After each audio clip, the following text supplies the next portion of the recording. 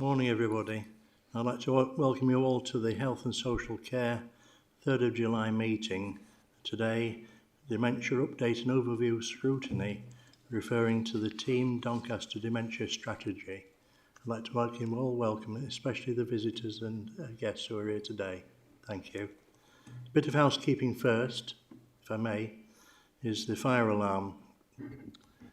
A fire practice is not expected today.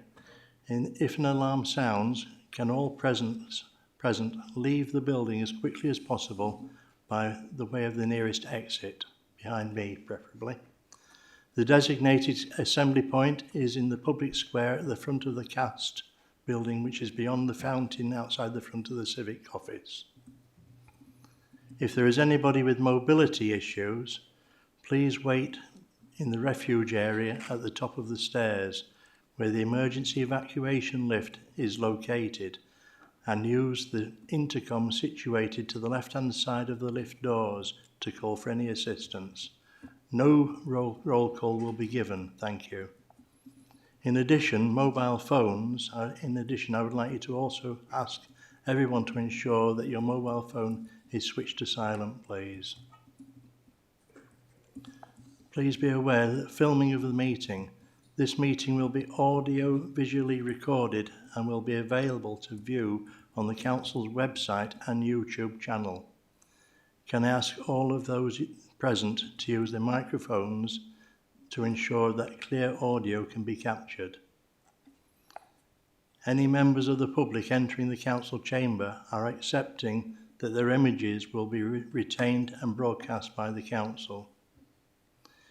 If there are any public in attendance, if there are any member of the public or press intending to record or film any part of today's meeting, please ensure this does not disturb the conduct of the meeting. If you are visually recording, you are requested only to focus on recording.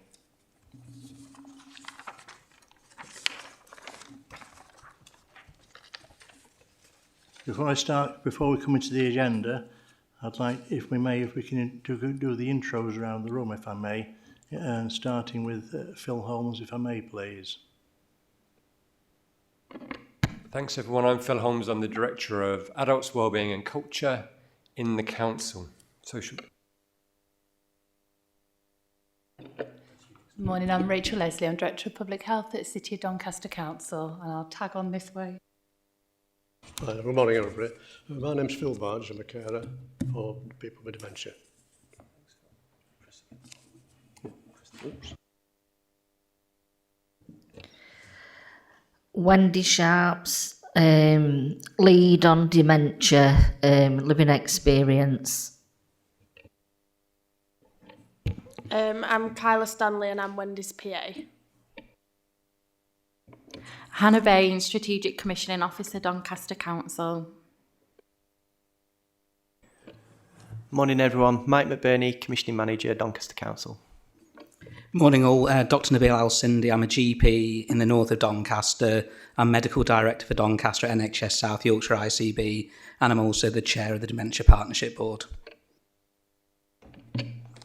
Morning everyone, I'm David Woodcock. I'm a Transformation and Delivery Manager for NHS South Yorkshire Integrated Care Board. Good morning, I'm Dave Green. I'm Community Engagement Officer for Home Instead and Chair of Doncaster Dementia Collaborative. Hi, I'm Liz Hopkinson. I'm Business Development Manager at Crossroads Care. Morning everybody, I'm Rachel Fox. I'm National Dementia Development Manager for Royal Voluntary Service. Morning, I'm Mel Brown from RDASH, South Older People's Community Mental Health Team. I'm Donna Craven. I'm the Services Manager for the Alzheimer's Society in Doncaster.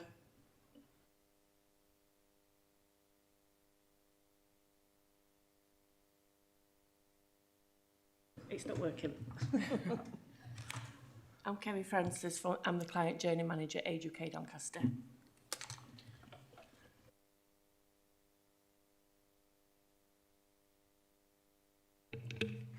Morning, Councillor Chris Marriott, representing the Household Board. Martin Greenhouse representing Tickhill and Wadworth Ward. Morning, Nick Pritchard representing Armsthorpe Road. Maria Hollingworth representing Adwick Lee Street, Carcroft. Good morning, I'm Christine Rothwell and I support the scrutiny function. Morning, I'm Dave Knight. I'm the chair of the meeting today and also a representative of Thornham Moor Ends. Morning all, Anthony Dodds. I represent the Mexborough Ward.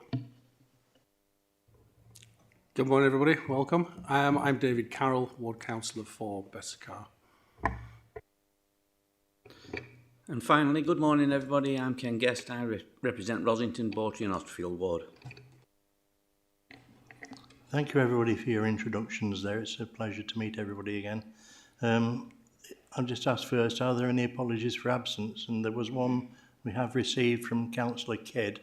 And are there any other apologies we have? Thank you. I understand there's no other apologies. Now to consider to the extent to which the public and press are to be excluded from the meeting. As far as I can see, there are no grounds or issues on the agenda. And now come to item number 3 on the agenda, which is the declarations of interest, if any. If you have an interest, please declare this and a form will be needed to be completed following the meeting. Please contact Christine Rothwell, who can assist you with this process. Are there any declarations of interest? We have no declarations of interest. Public statements. Now, a period of not exceeding 20 minutes for statements from up to 5 members of the public on matters within the panel's remit, proposing actions which may be considered or contribute towards the future development of the panel's work programme.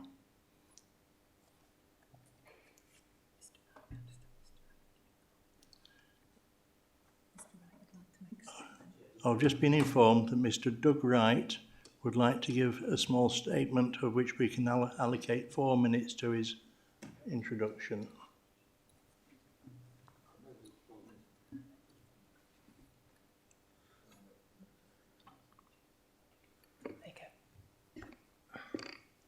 Hello, I hope I get 4 minutes next time. My name's Doug Wright, I'm a member of Health and Social Care Party. 2 things. Firstly is that today is I won't go into it because I've got time, but by having this statement or made by me now stops me or anybody else hearing what you've got to say later on during the meeting. What I've actually considered, Chair, is at some time, hopefully the next one, you'll be able to say to people, yes, you can either speak at this meeting, at this part of the meeting, or later on, because the public doesn't know what you're going to say in advance. And it seems a point me standing here making up points when it should be done quite clearly later on in the meeting.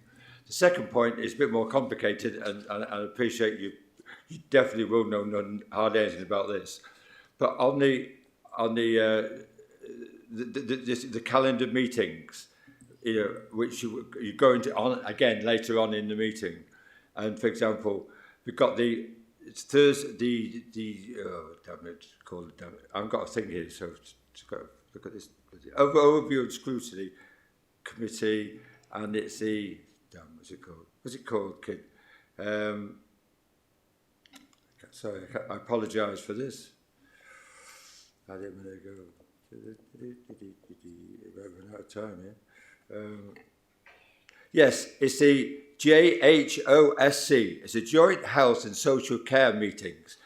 The next one is 23rd of July on the Sheffield Town Hall. Very simple. There's 4 meetings going to go on in this next period, up to next year. Why are they all at Sheffield? Why isn't one here at Doncaster at least? Sheffield is the biggest place for health service and so on. Doncaster is the second biggest.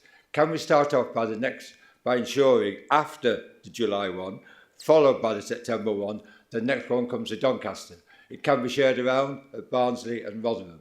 But on here, quite clearly, it says Sheffield 1, 2, 3, 4. It's a long way to Sheffield. It's not easy to come in here to speak. I'm lucky I've been around a while. But to actually go to Sheffield, when you haven't got a car, it's easier if we take it in turns. And each member of the public, as 1.3 million people in South Yorkshire, will be able to at least attend a meeting local to where they will live in the next 6 to 9 months. Thank you, Chair.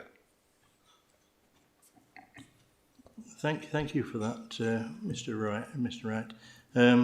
I appreciate what you're saying initially about the protocols that are in place for the way that the meeting is lined out, and also following on, I take note, and we all do take appreciation that you've raised the point there that Sheffield is quite some distance away, but again, it's something that again as the councils between them have to sort out between themselves to as to when and where the meetings are to be held.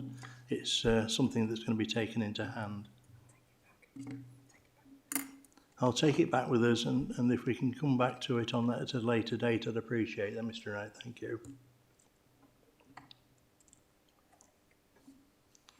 Now, if we can move on to item number 5, the minutes of the Health and Adult Social Care Overview Scrutiny panel held on the 13th of February and also on the 20th of March 2025. It's to agree as a correct record. Are they signed? There are no discussions on the minutes at this point. I propose those minutes to be accepted. Agree, Chair. Everybody? Aye. Those minutes have been agreed. Thank you.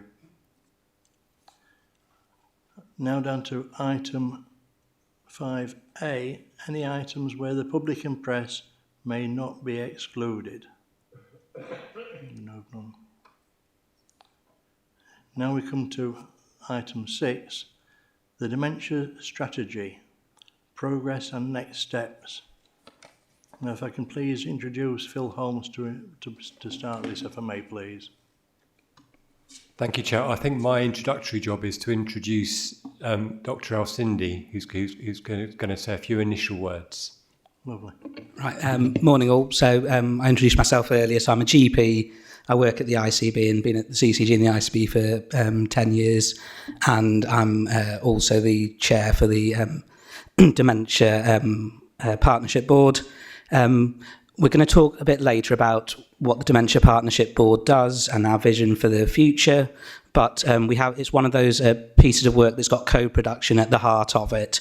So rather than start looking at things from my point of view or that health point of view, we wanted to start first hearing with that from our experts with lived experience who are co-chairs of the Dementia Partnership Board, as well as chairs around the strategy groups. So what I'll do is pass you over to Phil and then Wendy, and I'll let them introduce themselves. Hello, good morning again. I suppose we've all had and know people who've had dementia. Me and my wife, a couple of years ago, we were the same. We just thought that. But she'd lost her mum with dementia as well. And we never thought any more about it.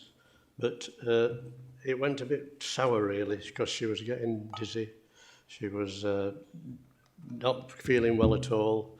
And we never thought that she'd ever get dementia.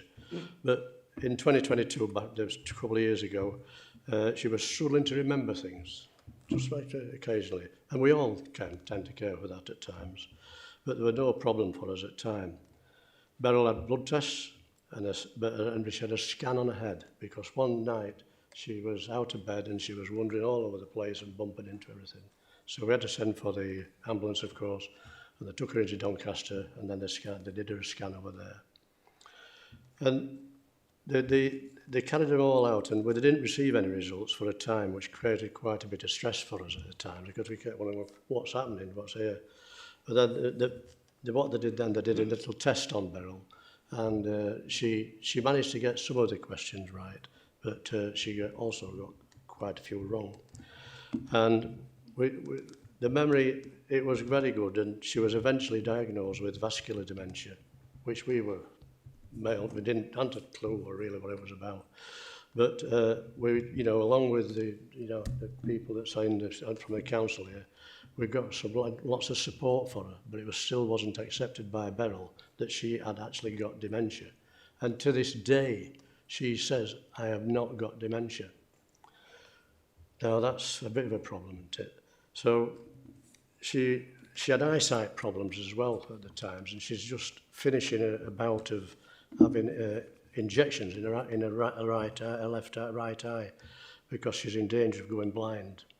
So that's another bad thing, but nevertheless, the NHS are doing very, very well on that, and she's just got one injection left, and she had an injection on Tuesday, and they said it's looking very, very good indeed, so that'll be placed. But it doesn't settle the vascular dementia section at all. Beryl's memory this year has not been very good. Not been very good. And she's become stressed at the least little thing. I came here this morning, and as I was going out, oh, I'm going to be sat here, what am I going to do all day? You know, and it's a problem for her, and then an event to me when she comes back home, when I go back home.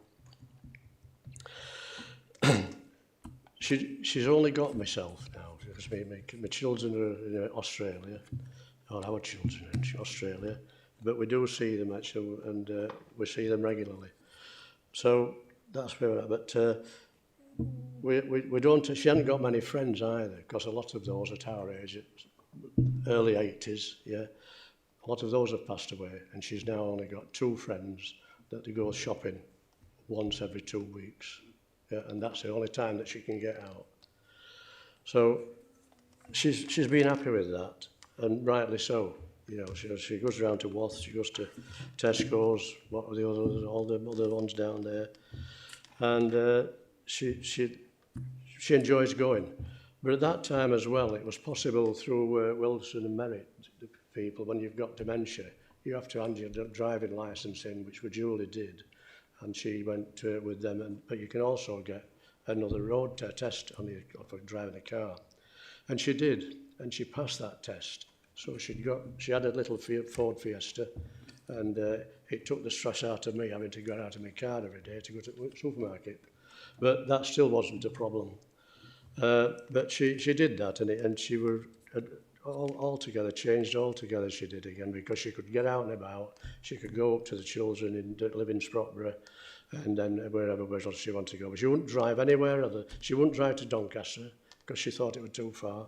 She wouldn't drive to Sheffield, that was definitely out, but she just went to local shops in a car.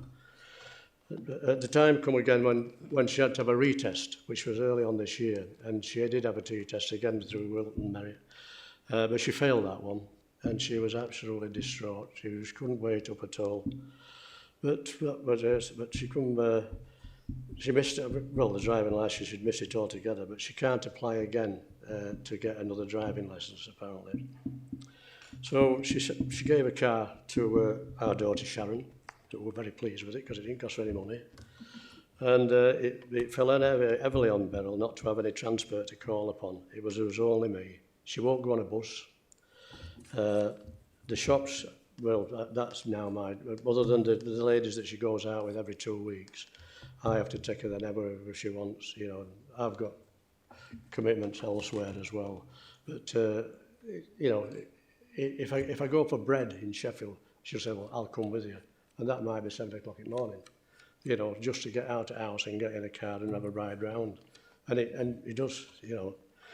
So that's where, so she now attends to Crossroads attention at Dennerby, which is quite useful, you know, and she enjoys it a little bit. And the good thing there really is that Beryl had a sister, and she died of an heart attack. And she had got 3 boys. And one of the boys, well, we didn't know, he's got a dementia as well. Yeah. And I was sat in the first meeting that I went to, and I'm looking at this, right? And he says, I know him from somewhere.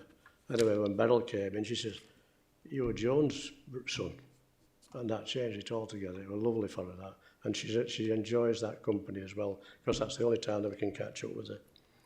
So And they have a little game at the meetings and do tests and things like that.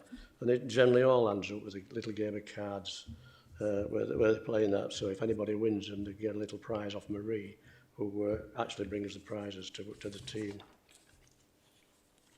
I'm a co-chair along with Wendy on the partnership board. This is moving on now, and we've attended all the collaborative meetings, and there's been changes made, not through ours, but through everybody's input in it all. We know from the meetings that transport for carers is important at times. Well, it's obviously any time in there, but that's where we're at. But I'd just like to mention now, just talking about this recently, Beryl now goes off the rocket. She'll be sat in the armchair in the settee, and she will just get totally blotted. And she'll get very, very upset indeed. And we have to we'll go for a doctor and all this lot there.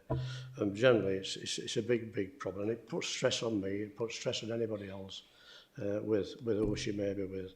And she's not akin to just slamming the door and walking out and saying, I've had enough of this, I wish I were dead. And it's not about that. It's not about it. It's about keeping well.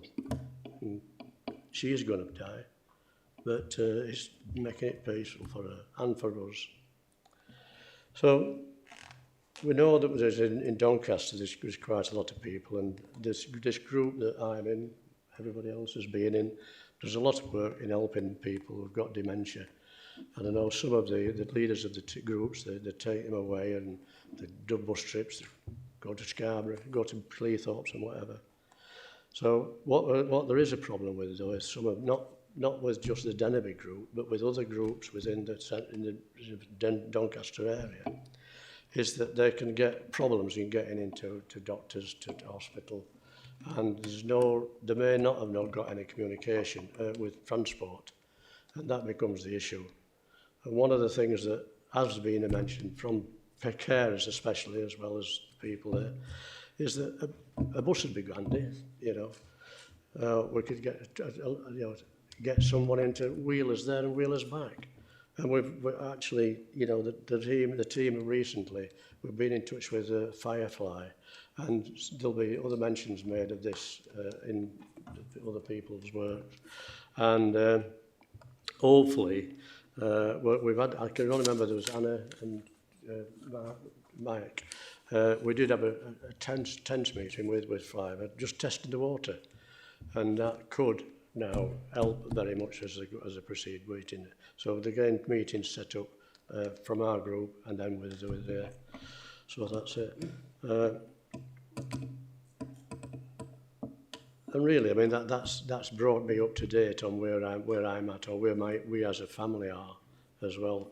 My kids in Australia, they're on a communication, of course, because of the cost, well, the price, but is just on the internet. But it does help her, And the first thing she'll do is she'll get the photographs out for grandkids, and that's she's away then, So that's the good points, but again, there's bad points as well.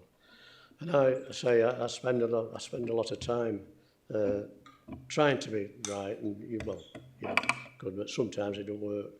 So that's it. So that's my story as it is today, and being within this group, and the friends that I've made in this group who can talk and help you together. We've got loads of little, groups of people who, like crosswords, like there's others. I can't remember all the others, but they're all there to help you, and they'll visit you and they can help you out. So that's me. I'd just quickly like to say thank you very much for that. It's been very informative about your circumstances. Thank you. If we can move on then, Phil, to Wendy, please. Hiya. I'm Wendy Sharps and I'm from Conisborough. I got diagnosed when I was 40 with dementia. But my story was like an horror story because it took them 5 years to diagnose me. The symptoms started at 35 and I kept going to GPs and they kept saying you're stressed, you're depressed, and I were having none of it. I was saying, no, you're turning me into a Fruit Loop, you know, just listen to me. I did used to work in a care home, but I never thought it was dementia either, so I couldn't knock them, you know, for getting it wrong, because my CT scan, my MRI scan all come back saying they were not wrong. So where do you go from there? They sent me to Sheffield. It was like something out of Simpsons, where they inject some radiation in your brain and it's invasive, but that did show the dementia. So once I got diagnosed, I was put into the services, which they're not there now, because it all changed, services change. But when I got diagnosed, I was put into young onset memory team at Tickle Road Hospital. So I attended that day service for years till the new services changed. They used to pick you up in a minibus, drop you off at home, and I used to go there 2 days a week. Then you had a support worker that supported you with your dementia that came out, took you shopping for a few hours a week. So you got a good, like a care package. So from my story, from getting diagnosed to getting put in the services, once you're in the services, you are technically looked after, but it's getting the diagnosis is that was the problem. But since we've been doing this, things have got better.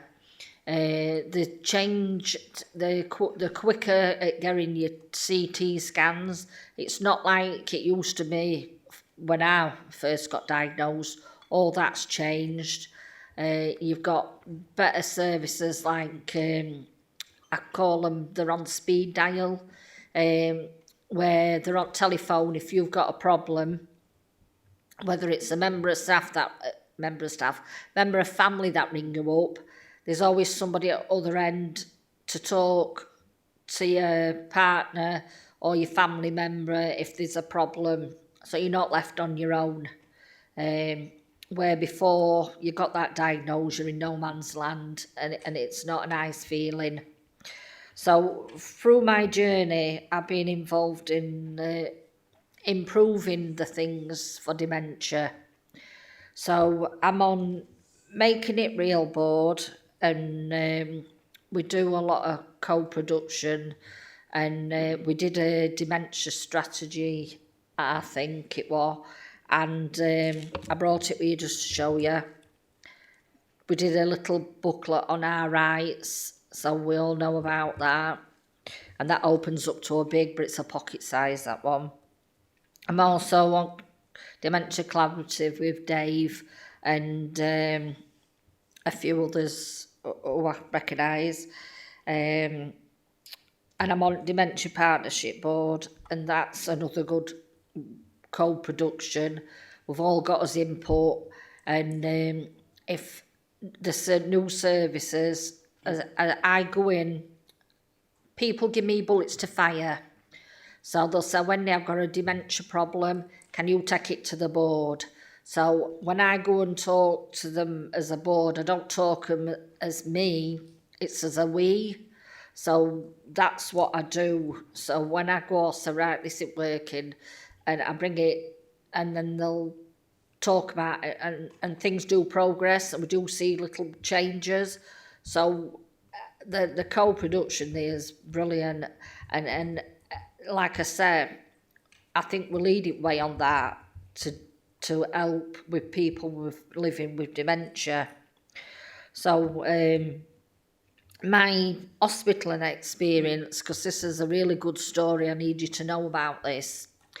I broke my back, and I got in the ambulance, 10-star service, and they had to wait 2 hours outside A&E before I got in. So they were topping me up on drugs till I got in there. It revs me up when I think about it now. So as I got through the door, as soon as I found out I got dementia, they put me in a bed and they weren't listening to what I was saying. My daughter came with me, and it's a good job she did. And Shona never says boo to a goose, but this day she raised her voice because I was busting for toilet, and I says, I need to go to toilet, you know, and I'd already used a bedpan. So, you know, there were no way, why didn't they just give me another bedpan? The nurse turned around and says, well, just wet yourself and I'll change you later. So I were upset because I was traumatised. So Shauna seen me crying for the first time, and I broke arms, I broke legs, and I've not even shedded a tear, but that broke my heart. So my daughter went and she shouted, and then another member of staff heard what had gone off, and then 2 members of staff came, changed me, and took me to bedpan, you know. Couldn't apologise enough, so I don't know if she got Scarborough warning, this person, but she shouldn't be working in care if that's her attitude. Like I said, I've got all my marbles so far, you know, they're floating there, but, you know, I'm better off than some people with dementia. So I've got a voice still, and a lot of people with dementia haven't got a voice, and this is what I'm fighting for, the people that haven't got the voices. So then I got put on a ward, and bear in mind, same label, you've got dementia, you don't know, well, you're a Fruit Loop, and they were talking to me, they shoved me in my own ward, in my own door, and I was I couldn't get out because I needed a back brace, but they weren't helping me progress because I wanted to get home. So I made my daughter strap the back brace on me. I got Zimmer frame from this old bird, I nicked it off her in next bed. So I stood up on the Zimmer frame and I was doing my own walking about, and they're saying, sit down. I said, no, because I need to get home. And this is the point, when you get in hospital, you don't want to be in hospital. You pick more germs up, you end up more ill in hospital than you do when you're out. So I'd say it's taboo to go there. So physio finally came and she said, yeah, you needed this on and you need... So what I did were right, and I knew it. Anyway, the story got even worse. So they were telling me off to sit down and stop moving about because they were short-staffed, and that was the main reason. I couldn't get home quick because they were short-staffed. Then they were lack of medication, and that was down to not having enough staff on. They needed 2 people to give me my medication. So all day I'd gone, I'd missed my morning, I'd missed my afternoon, and I'd missed my tea. But I'm crafty. I had my Nomad stashed in my cupboard. So I was just taking my Nomad. They didn't know that. But when I told them that, I got told off. So you're not allowed to have drugs on. It's supposed to be locked up, but I won't let them take it. I had in my pillowcases, so they couldn't find it. So when I were missing my medication, I just popped my own pills because there were just no staff. They were doing 2 wards. So then it got worse. So I wanted to come home, and all I needed were a toilet seat because they assessed me and that's what I needed. And I'm like, well, you've got, just get one out at back and I'll take it with me. No, we don't have no here. It's got to come from somewhere. So my niece went all the way to Robin Hood's airport somewhere, and there's a stash of toilet seats and aids, you name it, they've got it. So she shoved it in back at car, took that home, then come and collected me, and I did a runner and I were home. So in total, I were in there a week and you couldn't have kept me in any longer. So I put a complaint in because it was shocking how they treated me. They just no lack of the dignity. I didn't have any. And it was like, well, we're short staff, shut up moaning type of thing.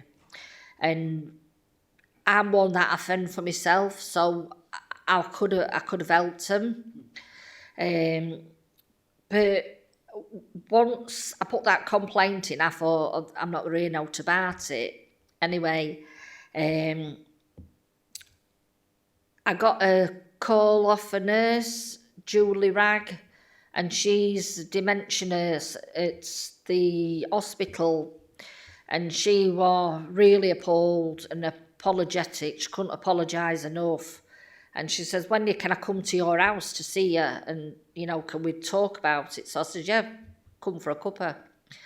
Anyway, sits down, we did, she said, "What would you change?" So we did X, Y and Z. I can't remember offhand, but it is all online, because they've used my experience as a learning curve. So they've changed the way of the training the staff, so it's all a positive. So now if you've got a patient with dementia, you can have your carer with you 24/7. So if your patient won't let that nurse skim a wash or feed them, you've got a carer there that can help and relieves that nurse to do her job, you know, instead of saying no carers allowed. And the change of how the staff, sometimes I get people, when I've gone for my hospital appointments, "Oh, I've just done a training course, I've seen your story, oh, you're brilliant," and all this. Thank you, I'm a celebrity. That's what I just keep telling people. But this is the way forward. They're listening and it's changing. So that was my good experience and my bad experience. But I just want to tell you one thing. I did go to a hospital appointment. This is about education, this. And a doctor says to me, "Why have you got dementia, Wendy?" I said, "Well, lucky I won it in a raffle." So, and I did call him socially thick, because I did say to him, "You've done all these years of training," I says, "and you just can't talk to nobody, can you?" Because I says, I lost for words, because I wanted to pigeon jest him, but my daughter says, "No, ma'am, you'll get bad, just calm down." So now when I go in, doctors seem to talk to me face to face, because I think they've had heads up from other people. Because I had a lovely nurse and she says, "Wendy, do you need a bit of extra time?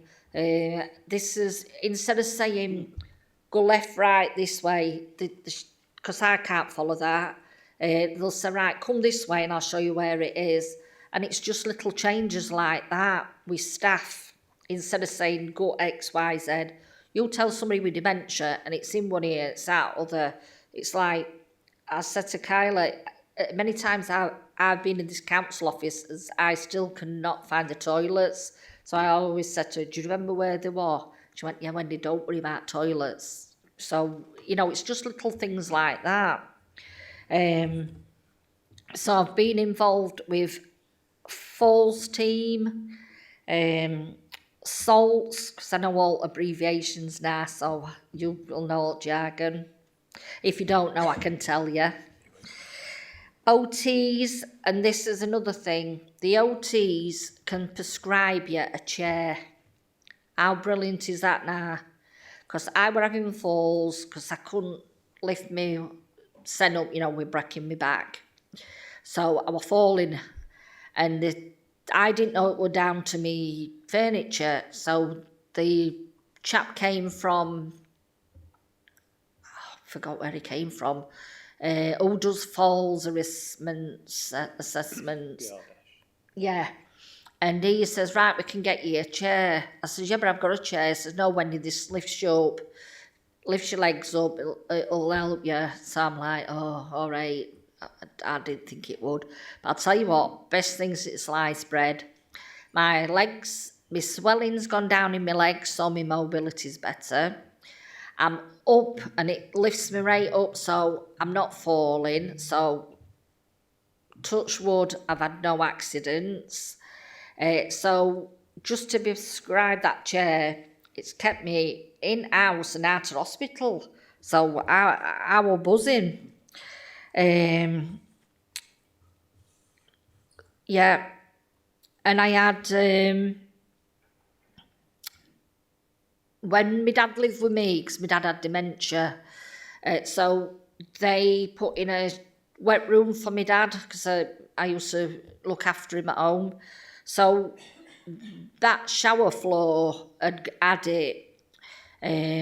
So the put me a new shower floor in, the council, and a young lass came and she come in and she introduced herself.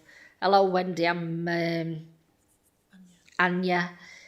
She says, and I'm going to do your floor. So she put me a new toilet in as well. So that were a bonus. I weren't even expecting that. But she introduced herself. She told me what she was doing. Right, I'm going for a lunch break. And then interacting and engaging.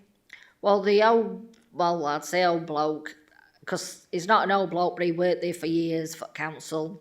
He came in, he didn't even say hello, Wendy, introduce himself, and I says, she could teach an old dog new tricks, because when you're going into somebody's home, you need to be engaging, you make them feel welcome, even if it's their own home. You talk to them, even if it's just an hello.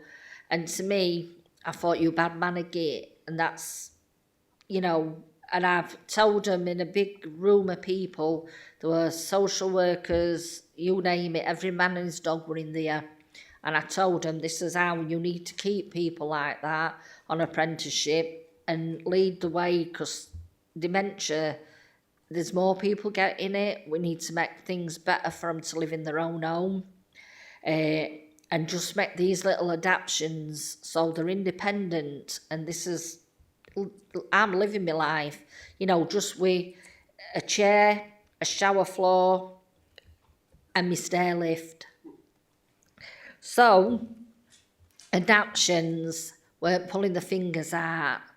So, I went to Top Knobs and I says, listen, I've been downstairs now 12 months in an hospital bed, and I was really grateful because NRS people came and they lent me a bed because I couldn't get upstairs.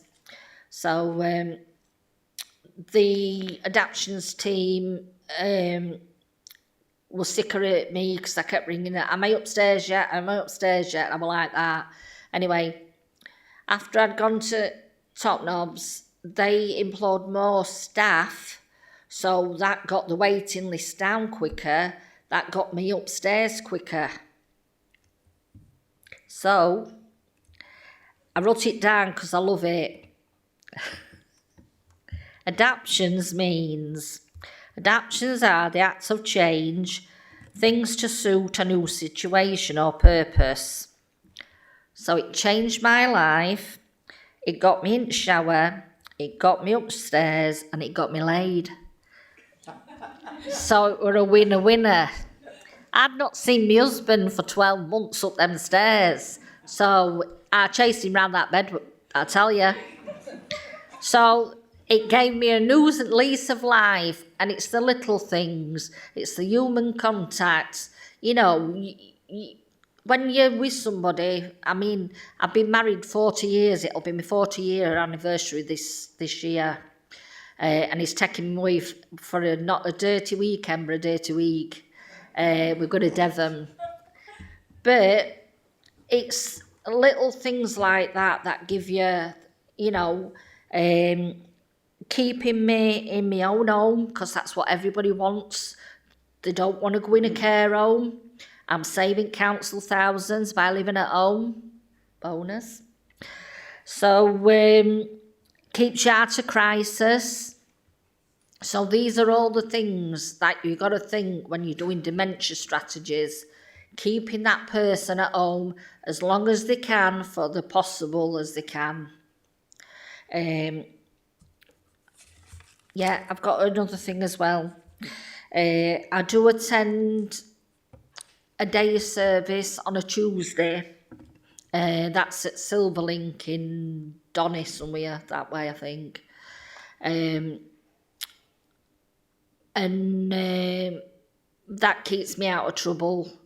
Kyla, my PA, drops me off and picks me up.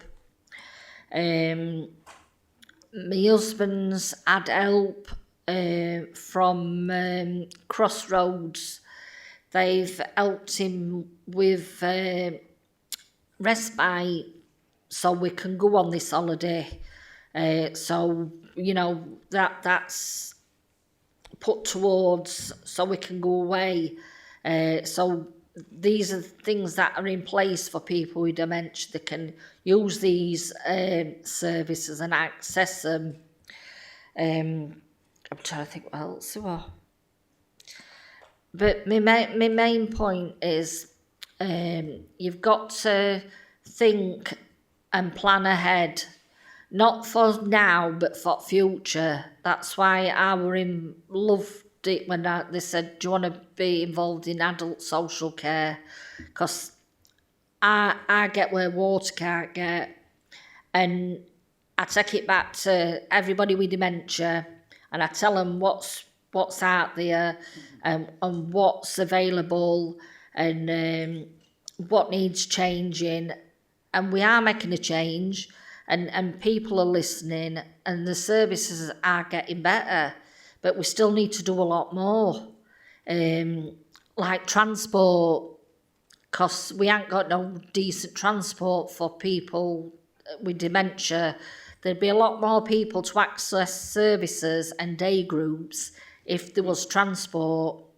And this is, I always gripe on about it. Every meeting I go to, transport, Philalame, transport, but it's a big winner and it's a game changer.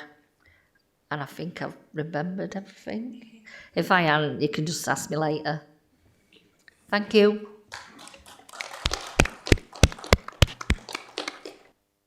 If I invite Rachel just to come in there for me.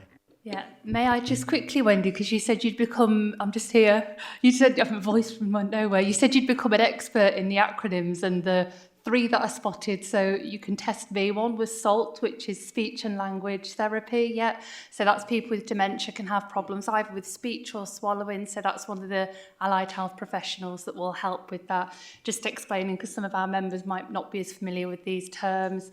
OT was the other one, and that's the occupational therapist who will help you do whatever the activities of life that keep you happy, which might be the matrimonial ones that Wendy described, or it might be as simple as getting around and walking about and being able to use your own toilet. And then NRS was the other, which is, I think, the supplier of or the hire of equipment for people living in Doncaster. So just to help out with those acronyms. Did I get them all right? Yeah, see, I'm a professional. Thank you, Rachel, and thank you. Wendy, where do I start? First of all, you are not a Fruit Loop.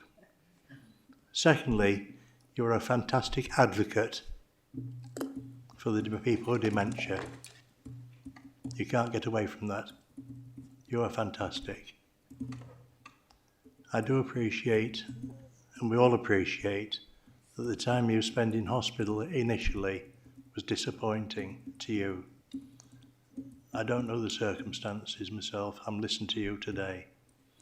But following on, everything that you've said about the service that's been offered since, the quality assurance you've been given, with the assistance you've been given, and with your assistance, everybody in family, I presume, as well as your husband who suffered, enjoyed your company for 40 years.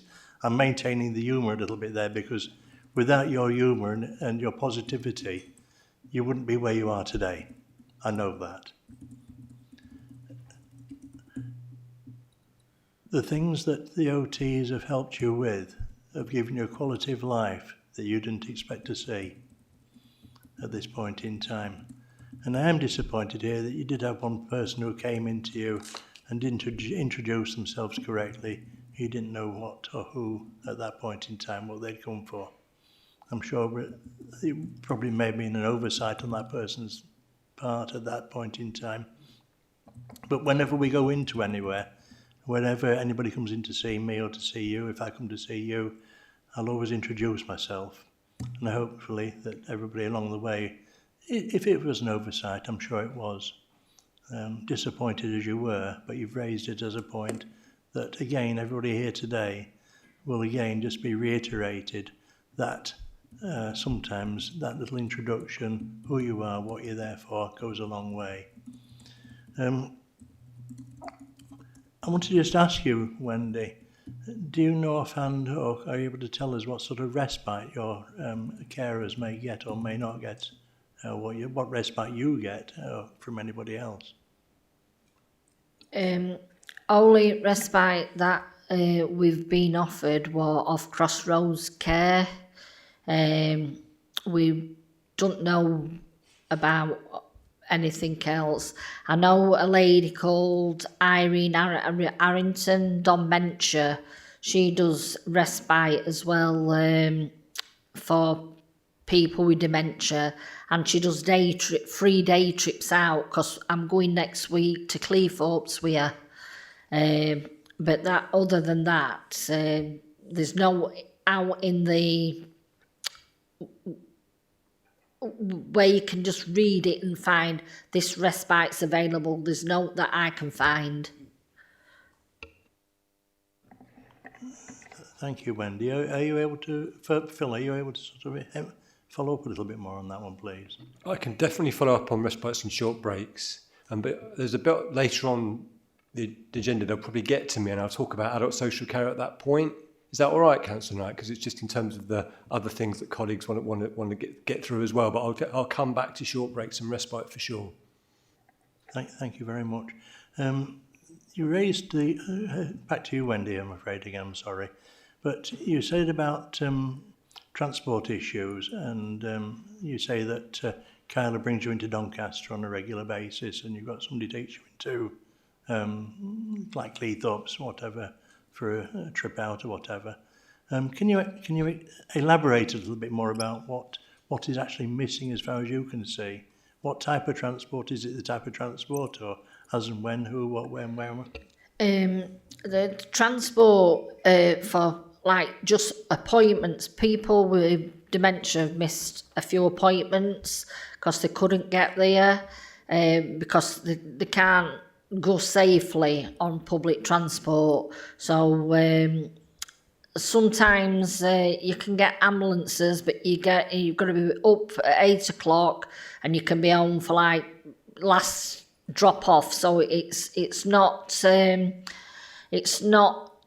a good experience for a person with dementia because they get anxious. You need them in car and out at car, drop them off, pick them up like that.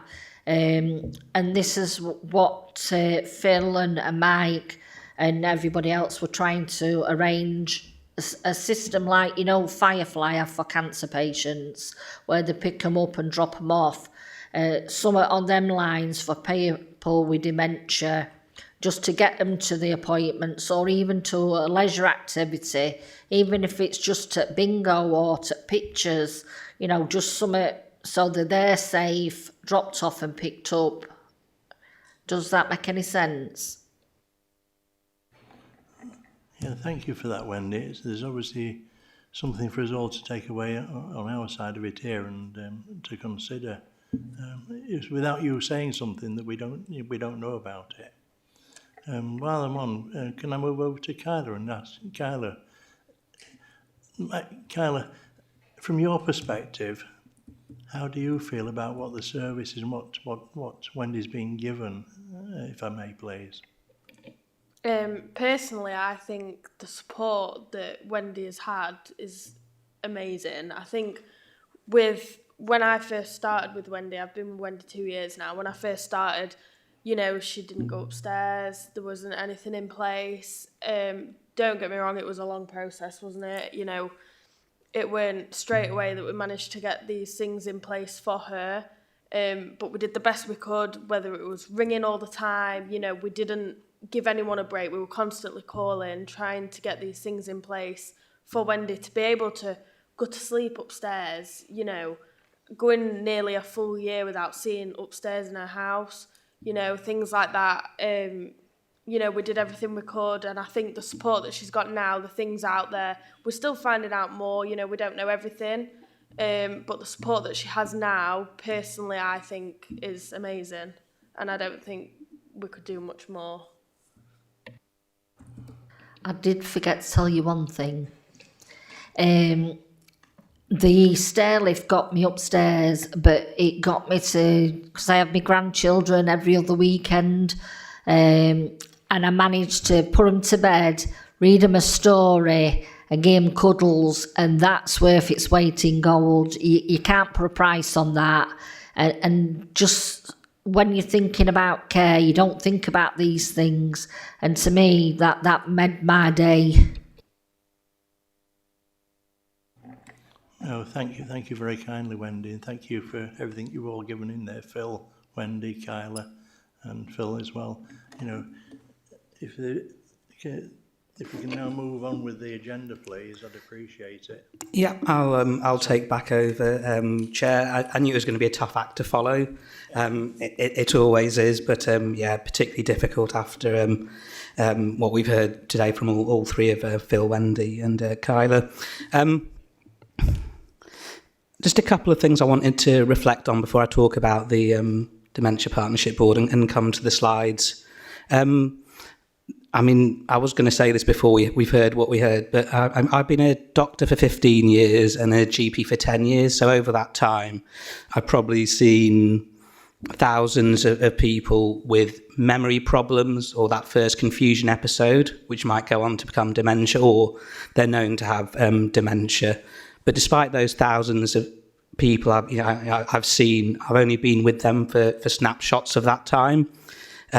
Whereas what you get from what we've heard today are people who are exposed to that 24/7. So even if I went and reflected collectively on all those experiences, you're going to get more from hearing 10 minutes from Wendy, Phil, Kyla, and others.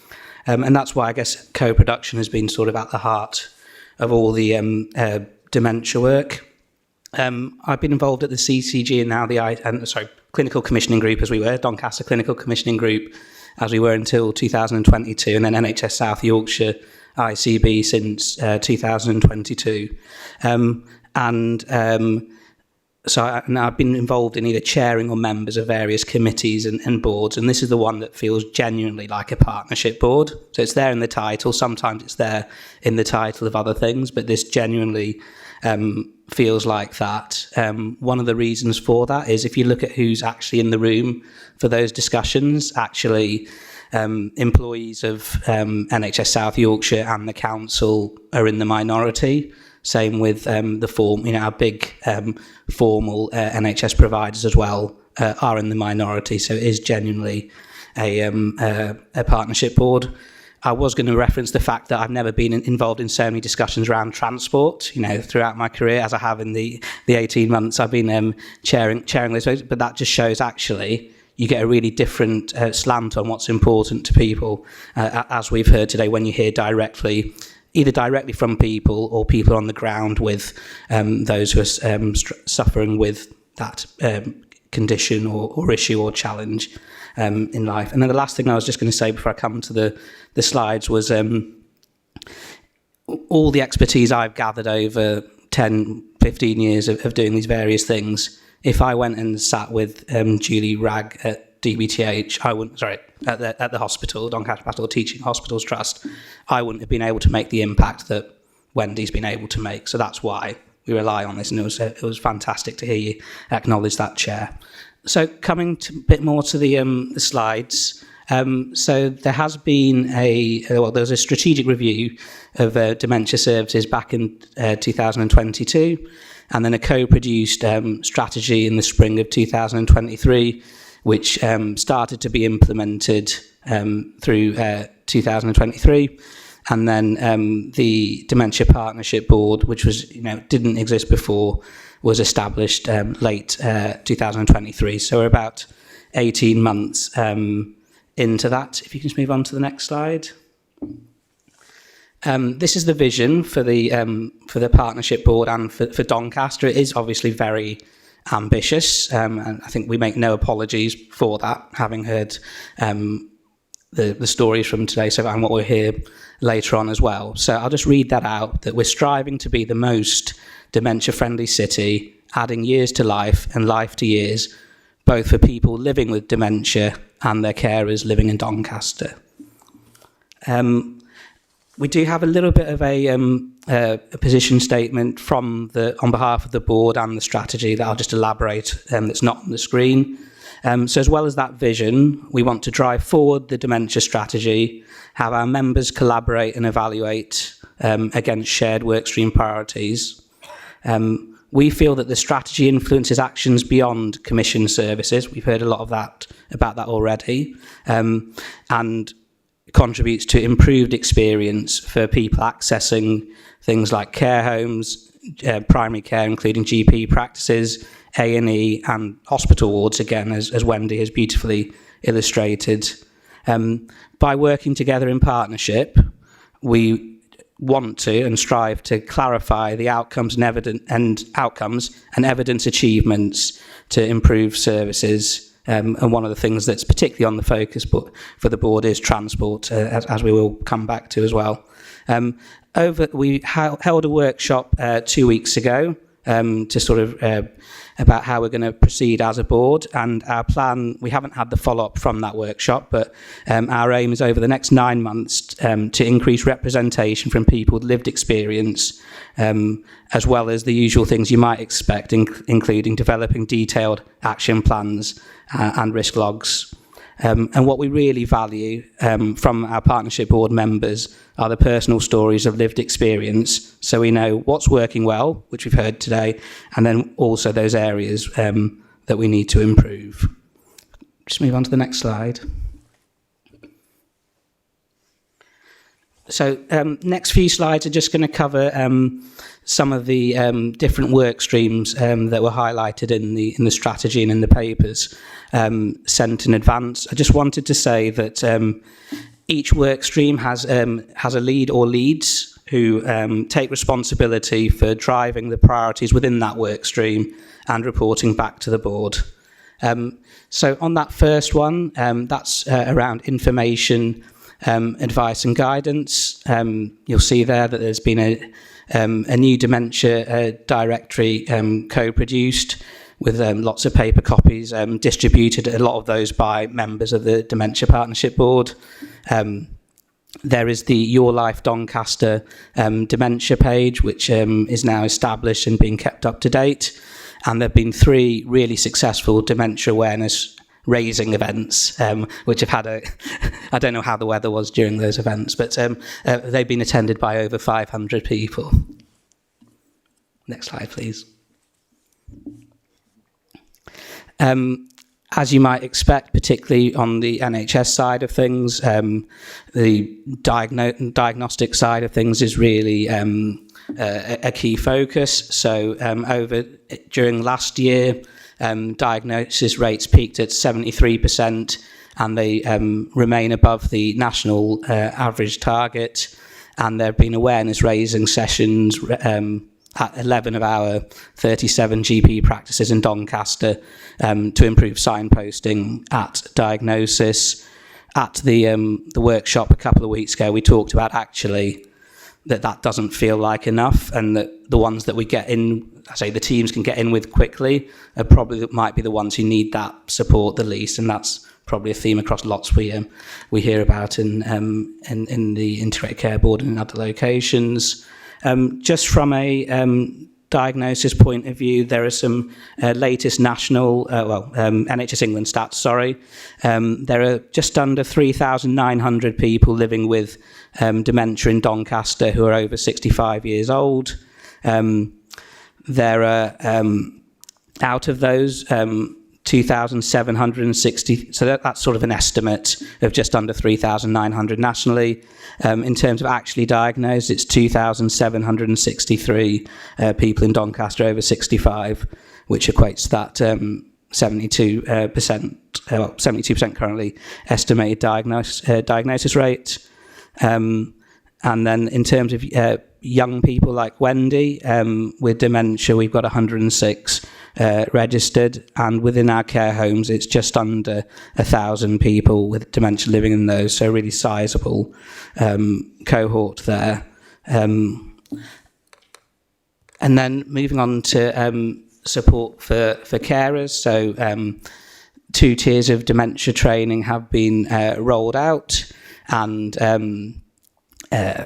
as it says up there, that there's links are being made amongst the carers pathway to link carers into existing support that's available, but then potentially underutilised, like carers trusts grants. And then just to say that I know we've talked a little bit, and Phil will touch more on respite, but support for carers is a recurrent discussion at the Dementia Partnership Board as well. Next slide, please.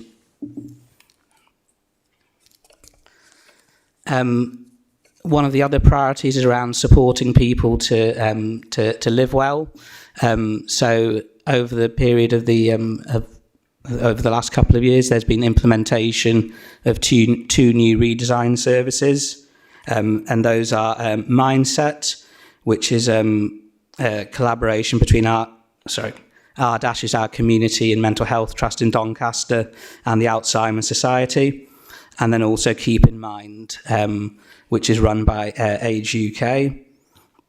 We will hear a little bit more about that later on.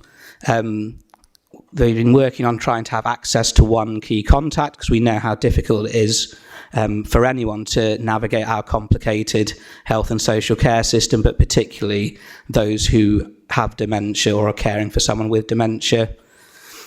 As we've referenced earlier, and it's a recurrent topic of conversation, we are continuously looking at the transport side of things and what can be done to improve that, as it's clear how important that is for our residents. And as Wendy's alluded to and led and championed, hospital dementia training for staff as well. So I think I'm handing over to Liz now. Just before I hand over, I do just have to give my apologies that I have to leave at 11:30, so I'll try and leave quietly and not disturb the conversation. I'm disappointed I can't stay for the full thing. So if I just hand over to Liz. Hiya, Liz Hopkinson. I'm from Crossroads. We've just changed our name, actually, just had final confirmation. We're now Crossroads Care Charity, because we work across Rotherham and Doncaster. My role is about meeting needs of carers in Rotherham and Doncaster. However, in Doncaster, we are working in partnership with Keep in Mind, who's headed up by Age UK, and we deliver carers groups. So that's an opportunity for carers to come to the groups. We've got a group that runs every week in each locality. So we've got a group at Silverlinks for Central, Dunsville, Scoresby and Dennerby. When we looked at the groups, we looked at what was in that area. We didn't want to duplicate what's, many groups in one area, and then some people weren't accessing or got groups nearby. So we went to the areas where we thought that there wasn't any other activities going on.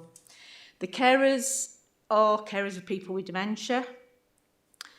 In our other areas, we have carers groups for any carers, but for Doncaster, it's specifically for carers of people with dementia. The type of activities they do when they come to the groups is we have a paid therapist there, and I'll give you a case study in a minute of one of our carers that access the therapies and the groups. But it's a social meeting, it's peer support, it's activities, and that can be led by the people that are attending the group, and we just facilitate what they want us to do. It's about information and support and signposting to our other partners within Keep in Mind, and back to the assessment process if they're having difficulties through Age UK. We get very positive feedback about the groups. Carers can attend independently, or they can attend with their cared for person. We get very positive feedback. However, we do get some feedback about carers needing respite. So the respite is they want to attend the groups, they want to access the therapies and have a bit of time out. Often, because of respite pressures, they can't get the respite to do anything independently. So they do have to fetch the cared for person. However, we do try and split them up, and we do try, we've got quite an extensive amount of volunteers now that support the groups, so we try and split them up so that the carer would get a bit of respite within the group. I'd like to read you a case study from a gentleman that attends one of our groups, and he started coming when we actually started the groups at Silverlink. The carer supports his wife, who was diagnosed in 2016 with young onset dementia. For the first 6 to 18 months, it didn't impact him much on their family life other than coming to terms with the diagnosis. He's been a full-time carer for the last 18 months, and his wife is on end of life. And due to the impact his caring role had on his family, the carer had to leave work in 2022. Due to the deterioration in his wife's condition, the carer's children was still at school age at the time and played a continuing role in caring for his wife. So they were young carers. Giving up work had been both emotional and financially challenging, and adapting to being a full-time carer has had some challenges. Getting the support has been stressful as her condition has deteriorated quite quickly. The carer's wife is now on end-of-life pathway and still faces challenges around equipment. The carer was referred to the Keep in Mind service through Age UK, where an assessment of need was completed based around the carer. The carer was referred to Crossroads Care. On attending the group at Silverlinks in Central Area, the carer struggled at first. The group wasn't what he was expecting and didn't feel at first the group would be for him. He was a young man. However, on his first visit, he accessed the therapy session, which he enjoyed. And with the group being small, he managed to get extra time. The therapist is there for the 2 hours, so basically they have little taster sessions. So they might have 15, 20 minutes, depending on how many people want the therapies. He was lucky, the group was small, so he got extra time. He had the space to talk on a one-to-one basis about his life and his challenges. Also, he had time for himself and tried to forget about what was happening at home. The carer has sampled head, shoulder massage, reflexology on his feet, and he's found the therapist to be very good and understanding. The carer often leaves the group feeling a lot better and a lot less stressed when he arrived. He has also had the opportunity to meet others in similar situation and receive peer support. The carer does feel now that attending the carers groups and accessing the therapies has been very worthwhile. Looking back, he commented that he could have never put himself accessing this kind of group. It wouldn't have been for him. He looks forward to the group and the therapies. It gives him time away from his caring role with like-minded people that are on a similar journey. He would welcome longer sessions with therapies and has been able to access additional sessions with other organisations. I asked him what would have happened if he hadn't accessed Keep in Mind service. He says the carer isn't sure what would have happened. He only knows that by attending Crossroads Care Group and going through the Keep in Mind and Age UK, his opportunity to access the therapies, meet others in similar situations, he knows he's not on his own anymore and overall has had a very positive experience and the opportunity to build coping strategies. So that's a case study. In addition to what happens at the groups, we offer Carers Trust grants. So we're a network partner of Carers Trust. So we have access to 18 grants per month across Rotherham and Doncaster. So the grants are £400 each. The carers, any carers, not just carers of people with dementia, but any carers can access the Carers Trust grants through Crossroads. They can only come through Crossroads because we're a network partner.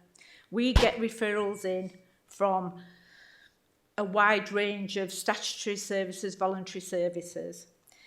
However, being a network partner and the Keep in Mind service has enabled us to increase them grants in Doncaster because we've been able to have the staffing in place to process the grants.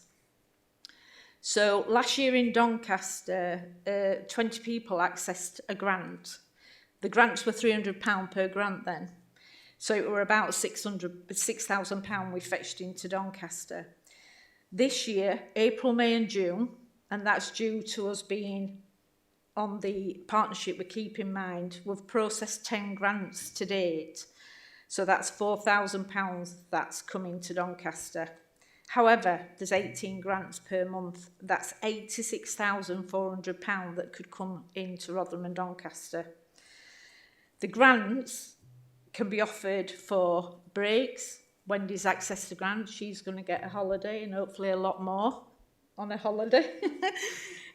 White goods. We've got a partnership with Currys. And what we do, we process the grant. Currys can contact the person. They give them a discount on the item if it's a white goods and deliver and take the old item away at a lot less than what any other person could access. We work with local businesses as part of their corporate responsibilities, and Currys is a fine example of that. They can access mobile phones, laptops, gym memberships, ported, private respite. It's all about the carer getting a break, and the grants that's what it's used for. It's not means tested, it's about accessible income. Additional services that through us being a network partner of carers, Keep in Mind, we have a counselling service at Crossroads, and that can be face-to-face and online. We have a food bank at Crossroads. The food bank does go out to all the groups as well, so we distribute, and that was paid by a local business, our membership with Fair Share, so that allows us now to distribute food across all our carers groups under the Keep in Mind project. We have therapies, so carers can come into our head office and have an hour's therapies. That was funded by ASCL in Rotherham, but Rotherham and Doncaster people can access it. We are looking to work with Age UK on developing a therapy centre at Silverlinks, and we're just looking for funding for that at the moment and talking to other businesses. Carers can access volunteering opportunities through us. Caring often comes to an end and carers find themselves lost. They don't know, they have to go back to work, they've lost the confidence, they need some experience. So we have a lot of success in people carrying on, starting to volunteer and building up the CVs and that sort of thing. We have got new developments that we want to look at, and that's to replicate what we've got in Rotherham, a charity shop, coffee shop, carers centre, information and resource centre, and we're currently looking for a premises.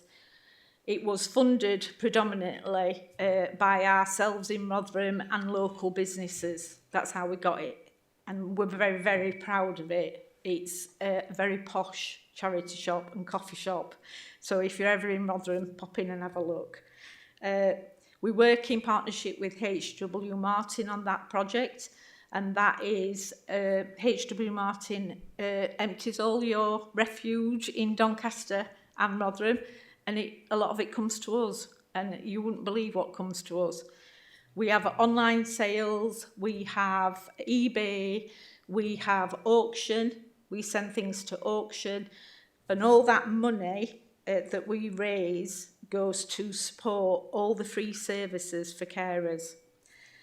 We have a lot of partners, local business partners, that either fundraise for us, gives us money on a regular basis, or we try and do things for us, like fix things for us, electricians, builders, stuff like that, that give their time free.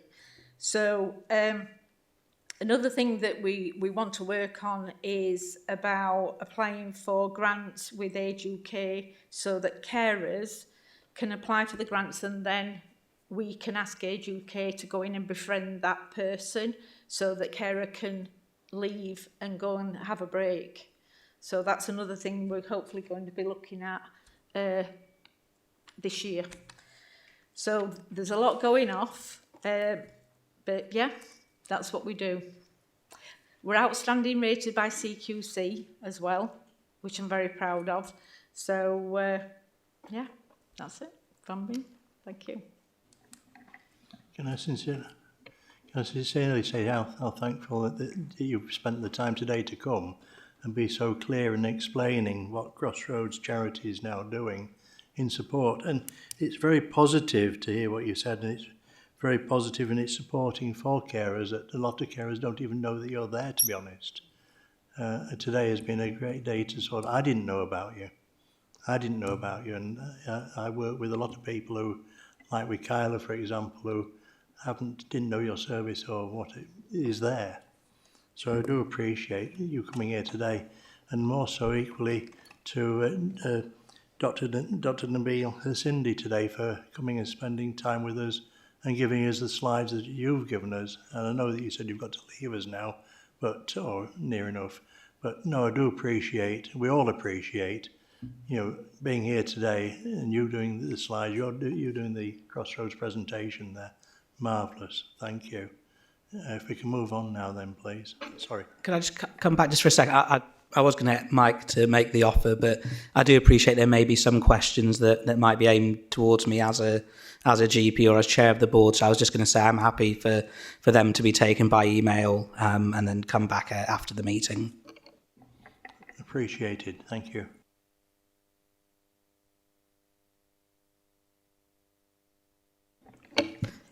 Sorry. Do I need to hand over to Rachel? Okay.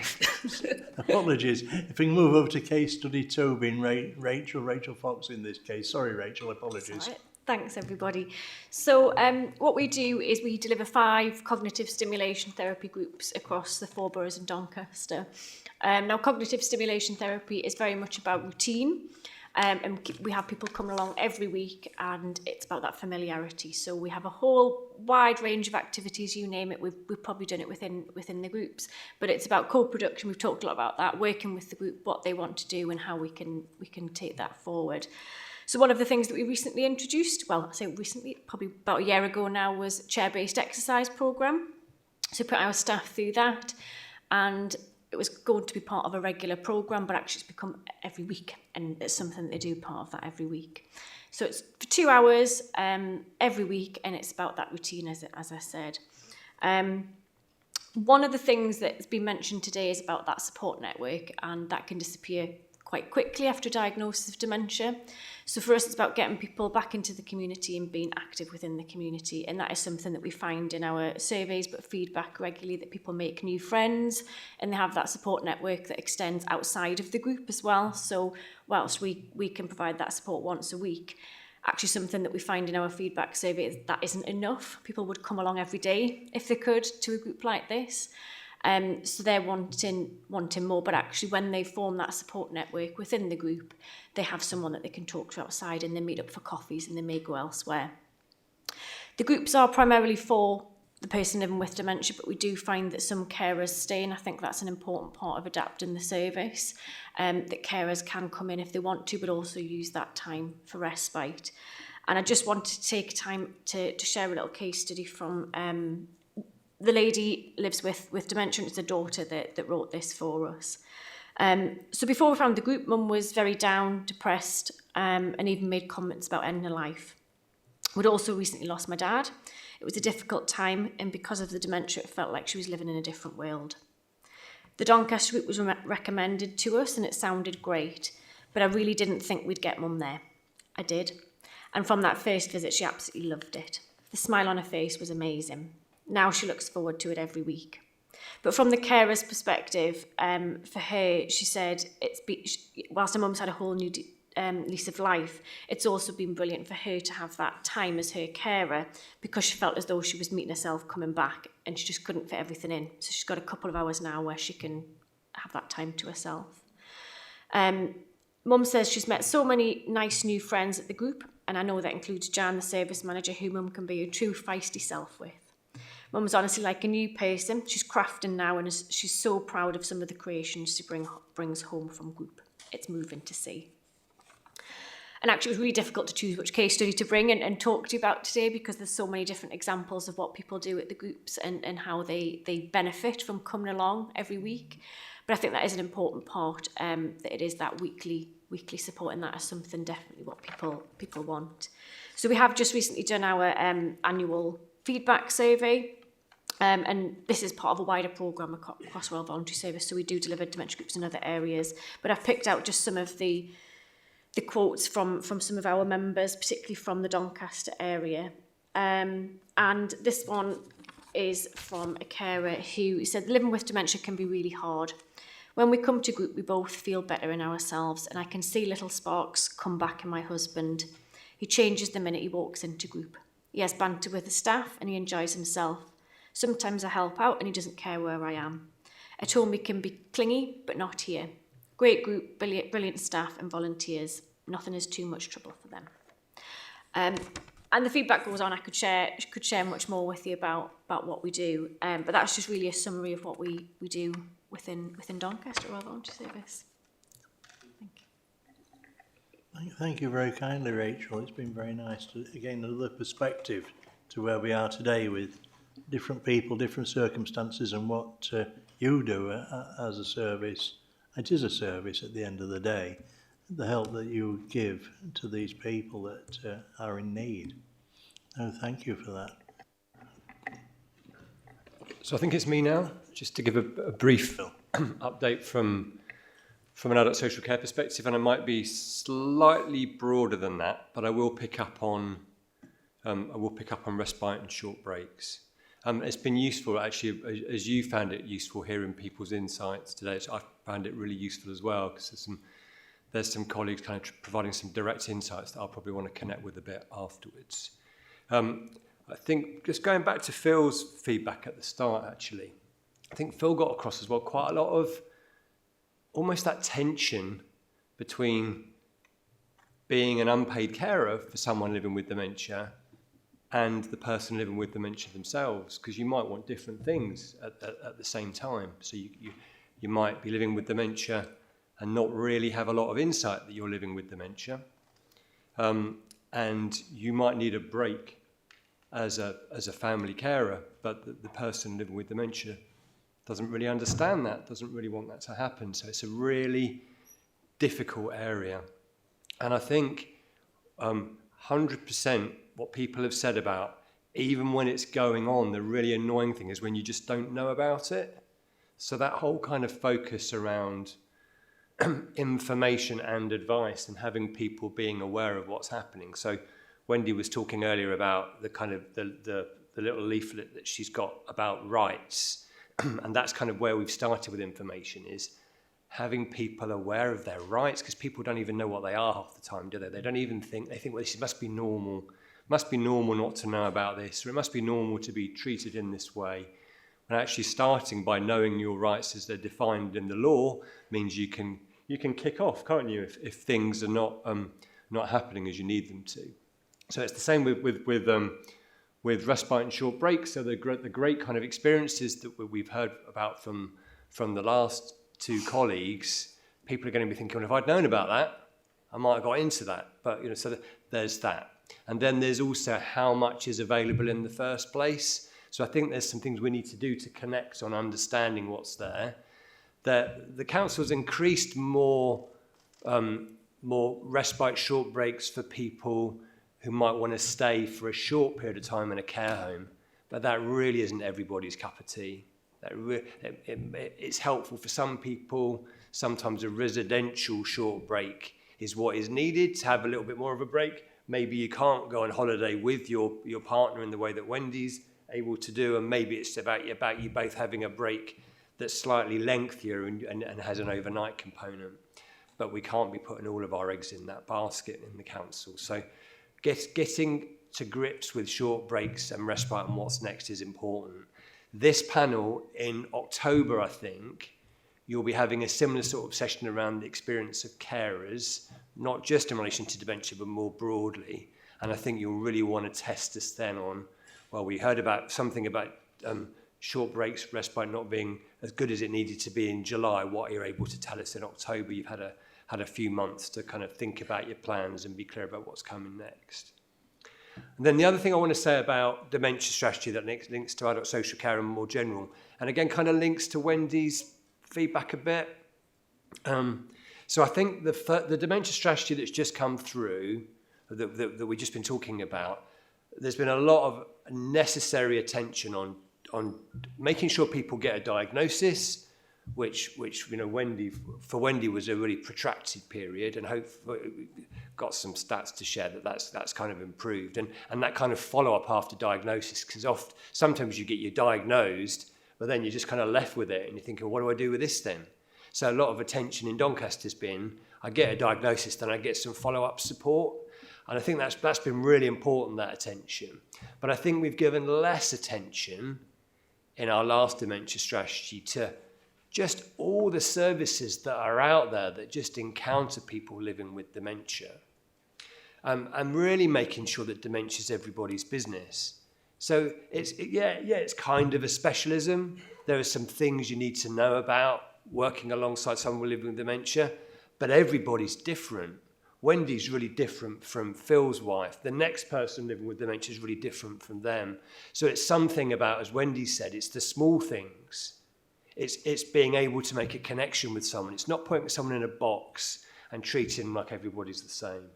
So I think in adult social care, Wendy's example was about hospital care, which she showed that there was some improvement about. In general practice, in all of our services, it's about them all being dementia friendly. Having the right specialisms in them, yeah, sure, for people that maybe are at the sharp end, but making it, because there are so many people living it with dementia in Doncaster, so many carers supporting them. So I'm looking forward to adult social care alongside the rest of the health and care system being a bit more under the spotlight for how is what you're doing friendly to people with dementia. There's a colleague in the room, not sitting on these desks at the moment, who's thinking about age-friendly communities, and I think dementia-friendly communities are part of that. Because if you, and I just one thing I'll say to end, this isn't about suffering with dementia. This is about living well with dementia. Yeah. You really have good and bad days if you're living with dementia, like everybody does. But you've got the same rights as everybody else. And you've got, and there's lots of people in Doncaster who are living well and can live well with the right support. So I think us having that attitude is probably the starting point for where we need to go. Thank you there, Phil, for that. That's a great summary. Just a quick thing there was, again, that something that so many people don't always realise, that no two people, situation and circumstances, no two people are the same. Everybody's individual. Circumstances are individual. I just wanted everybody to take that on board. It's not something that everybody always appreciates. So I just thought I'd highlight that particular item.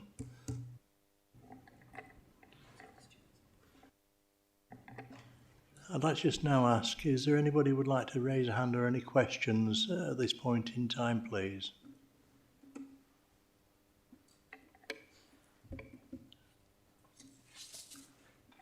Can I just take one from Wendy first there? Sorry. I just forgot to tell you something. Can I tell it you quickly? My PA, Kyla, looks after me while my husband's at work. But I didn't want that relationship with my husband being my carer, because I've seen it in care homes where you start resenting your partners. So this is why the direct payments are important. So that helps pay Kyla to look after me, so Paul can still do his work, so he can still be an husband, I can still be a wife, which I think is really important, but I did forget to say, sorry. No, it's important. Thank you, Wendy. Now, if we can move on now to questions from myself. There's just a little bit more just to go through, if that's all right. Apologies. You can carry on, sorry. Yeah, so it was just to say in the report that was circulated before today's meeting, we did reference that we're currently out with a survey. So it was just to give a brief overview of where we're at with that. So we currently have 492 responses, and I've done a little bit of a breakdown by age of respondents, ethnicity, which we can see the majority is white British, and that just guides us in terms of the next steps moving forward and where we need to focus our attention in getting experiences from people from minority groups. I think for us, the most interesting part is that we've now got contact details from 131 of those respondents that want to be involved in shaping things moving forward. So one of our next steps is going to be contacting those people and getting them on board with the partnership board, the Dementia Collaborative. Not all of them will want to be involved, but they'll certainly want to share their experiences that they've been through and help shape things moving forward.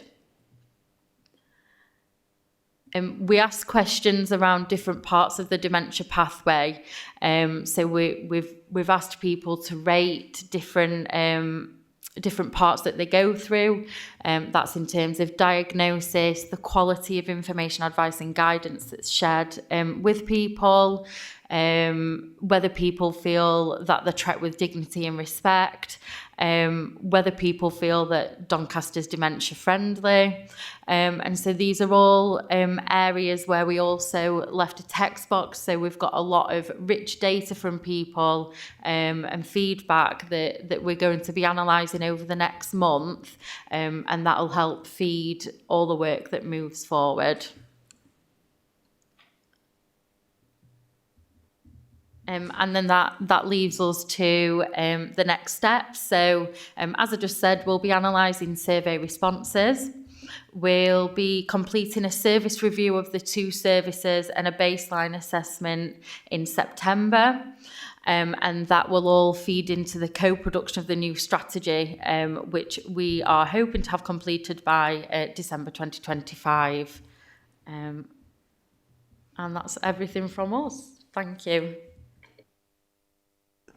Apologies to you, and thank you for what you've just said and what you've just gone through with the statistics there. And importantly, I note there that you've now got contact details to work with other people that you've worked and done surveys with.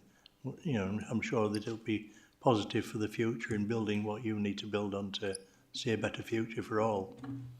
Now, if we now go back to where I was going to set off, where I shouldn't have done, and that was with the questions. Now,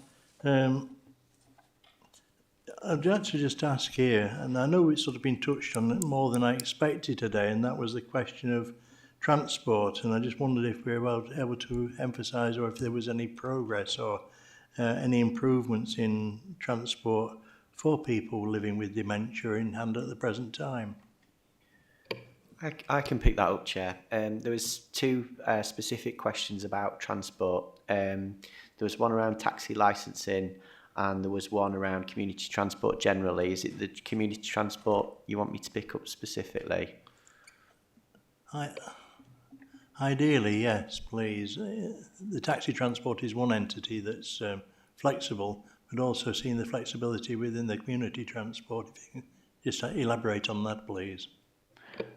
Yeah, I'll try my best. So I suppose as commissioning manager, it's more than contracting services. It's about joining the dots. It's about continuous improvement, and you know, transport does come up as a wicked issue that we kind of need to get to the bottom of. And I think you know, in terms of how it works in South Yorkshire, there's 4 community transport operators. The funding to support those operators comes from South Yorkshire Mayoral Combined Authority. So it provides subsidised transport. So that's as little as £2.80. And then I think up to 6 miles, it's £3.80. And then it's £1 a mile after that. So it is cheaper than taxis. It's a little bit more than bus travel, but ultimately it's a door-to-door service. We've been having several conversations with South Yorkshire Mayoral Combined Authority and the local bus operator, Legibus, and Phil alluded to it as well, a local cancer charity, Firefly, who've agreed to sort of open it up to dementia patients as well. So they'll provide hospital appointments door to door. We've got a meeting next week to sort of rubber stamp that and trial it and see how it goes. There's currently 1,600 people in the last year from community transport that's accessed health appointments. So that could be GP, hospital or other. And that makes up roughly 12% of the dial ride journeys. Working with the South Yorkshire Mayoral Combined Authority, we are looking at getting to the bottom of the data. So where are the journeys where take-up's lower? Where can we improve that, and why? We know, for example, that in terms of bus patronage, it's people who are tending to be older, have got more advanced complex conditions, health conditions, and that means that the journey times have slowed as a result. So so that's something to consider, and they also have conflicting issues, such as they've got appointments with school transport pickups as well. But in the main, I think community transport does a fantastic service in terms of being able to allow people to access everyday life experiences like going to the shops, having the haircut. It's about those everyday things that we take for granted, which makes people's hearts sing, and we want to obviously create more opportunities. So we are looking at, as I say, where take-up's low, where can we improve that, linking it into sort of locality officers and public health officers in terms of getting people to those services in community. They have got a target of 10% increase on community transport operations over the next year. They've rolled out a new computer software which now estimates the travel journey, and they give you a 10-minute warning time, so people can obviously be ready for that pickup and pick more people up. So there's less delays for appointments and things like that. There's also both user and non-user consultation going off, which is commencing on the 14th of July. And that's to understand the experience of people that are accessing community transport, but more importantly, people who aren't. So it's not necessarily the people who are attending sessions that we need to hear from. It's the people who aren't attending those sessions, and how can we, get people to those amazing services that are in the community. So on the back of all that, there was a decision made to pause a marketing campaign around the offer of community transport in Doncaster until October. The reason for that is it coincides with a National Community Transport Week, and we'll be able to tailor communications to people rather than sending something out there that goes out via email, which doesn't land with people. We wanted to make sure that it's impactful and people take up more community transport. Thank you. Thank you again for what you brought to us here, because there were two things there that were quite prevalent. There was the introduction or opening the door with Firefly, but also secondly was the software, which again, if you save yourself 2 minutes, 4 minutes here, there, whatever, that's another person's journey. That's another advantage to the system, overall. No, I appreciate the input there and the update on that one. Thank you.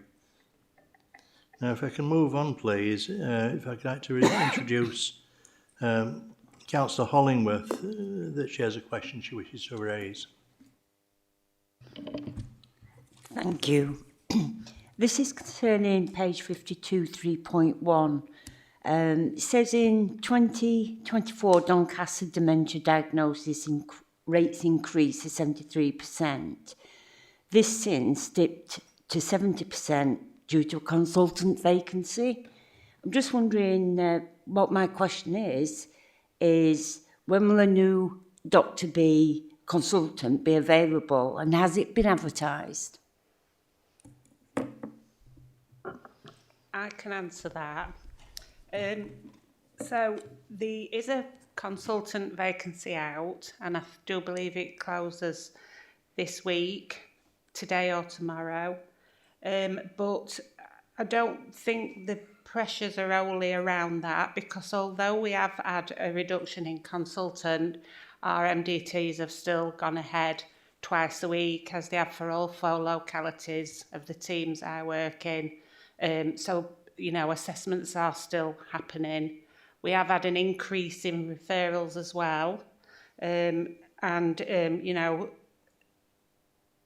a lot of that is, you know, maybe there's not been a diagnosis, it's come through and we've not been able to diagnose. You know, the MDT has still diagnosed regardless. The post has been out for over a year without any successful recruitment, because there's a national shortage of consultants, and this is out of our control.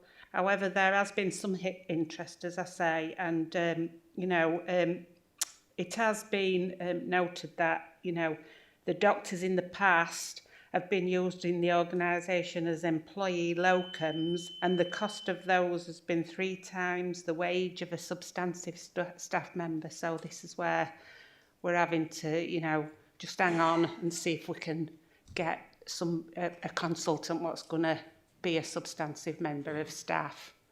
So is that all right? Thank you for that. And I think, again, Councillor Hollingworth has a further question for the... This is in reference, page 52, 3.1.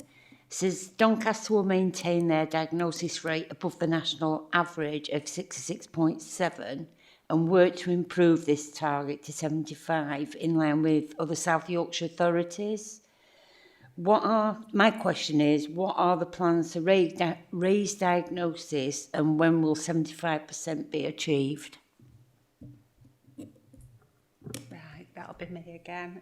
The contract for diagnosis in Rotherham and Sheffield is different from Doncaster, and theirs is higher. I know that GPs in Rotherham and Sheffield had took on some payments to carry out some of the assessments, but Doncaster GPs had not been offered the same, so it's still, the assessments are still being done by, you know, our services.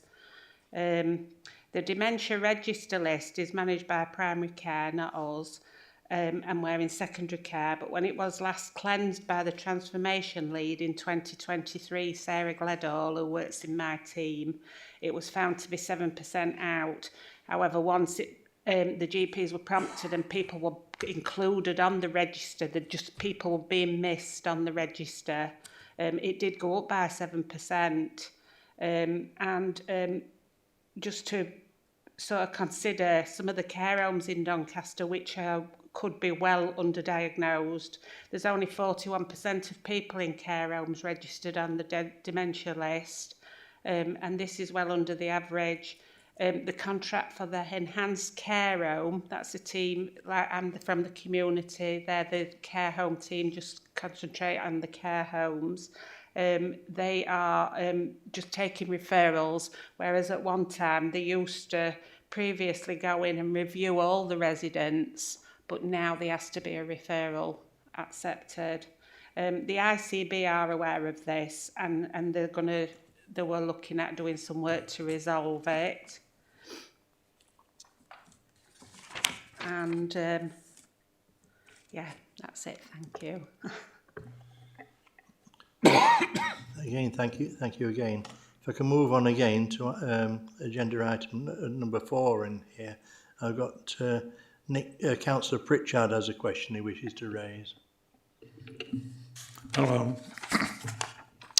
It was confirmed by health colleagues that there is a current 8 to 12 week wait for a diagnosis of dementia, dependent on whether the scans are required, which is less than our South Yorkshire neighbouring authorities. The question is, When are you looking at getting waiting times down for diagnosis? And is support offered whilst waiting? So the RDASH has currently got a target to reduce all patient wait times for an assessment down to 4 weeks for an organic assessment. We have no control over the time for the CT head scans to be done. They're done in primary care, and we have to wait for those to be done before. But once that CT head scan's been done, we do aim for a 4-week assessment to be completed. The reason Rotherham and Sheffield GPs took on some of the work to diagnose is due to the wait times in their area, and Sheffield currently stands at 54 weeks, and we are currently, meeting our targets of 4 weeks and working towards that to continue. A bid for more investment monies was put in for Doncaster Memory Services to the board in 2023 for additional staff to cope with the increased rate of referrals, but unfortunately that was declined. And I think that's it. Thank you. Can I just come in to respond to the second part of that question around what's being done to support people while they wait?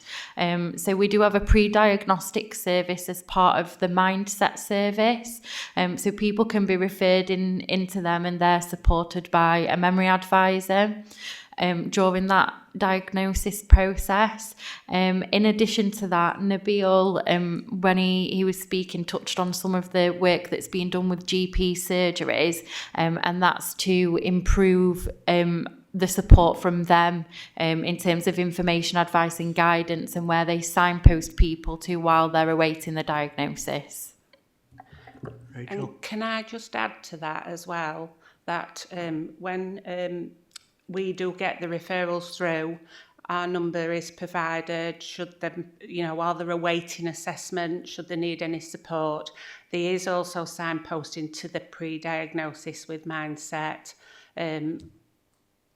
even with, even if they don't get a formal diagnosis and it's MCI, they are signposted to Mindset as well, should the MCI is mild cognitive impairment, so it's not a formal diagnosis, but people can actually use Mindset facilities because sometimes there's a chance that that will develop into a dementia in time. Thank you. Thank you, Chair. If I may just assist, I guess, with some of the background to this as well. It's covered in the report, but it's worth highlighting too. And when we heard both Phil and Wendy's stories earlier, they described aspects of their diagnosis. It's important to highlight that there's not one single test for dementia that would give you a diagnosis.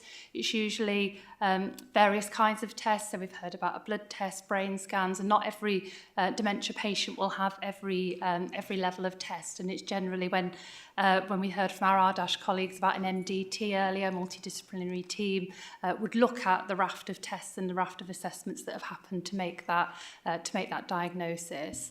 Diagnosis is really important, so we want really high levels of diagnosis in Doncaster because that then opens the door to all the other fabulous services that you've heard about today, support for carers and everything as well. So that's why that diagnosis is important. We've heard from our RDASH colleagues about challenges experienced in Doncaster, but also nationwide around recruitment of specialist consultants, the doctors that will have a role in that diagnosis. But I think it's important as well to bring in our ICB colleagues. So we've got David here. So if you think about the role of provider as RDASH around those diagnoses, but also our ICB, our Integrated Care Board, who design and commission, so understand the population and design what's needed for a Doncaster population. So just to give that bit of context and support you guys as a committee to bring in David as well. Is that okay, David? Absolutely, thank you. So yeah, as was mentioned, there is kind of disparity in terms of how services are provided across South Yorkshire. Part of my role is to work now with colleagues in Rotherham, Sheffield, Barnsley in particular, to understand where improvements can be made, why differences have historically been there, and just to ensure that the equity of that provision and to help improve some of that provision is carried out for the people of Doncaster and South Yorkshire as well. Thank you both of you there for that one. Thank you for the responses. Again, I'm afraid it's done. Again, Councillor Pritchard has another question to raise. Page 53, 4.2. Links to be made with licensing in Doncaster Council to explore the need for taxi drivers to undertake dementia training.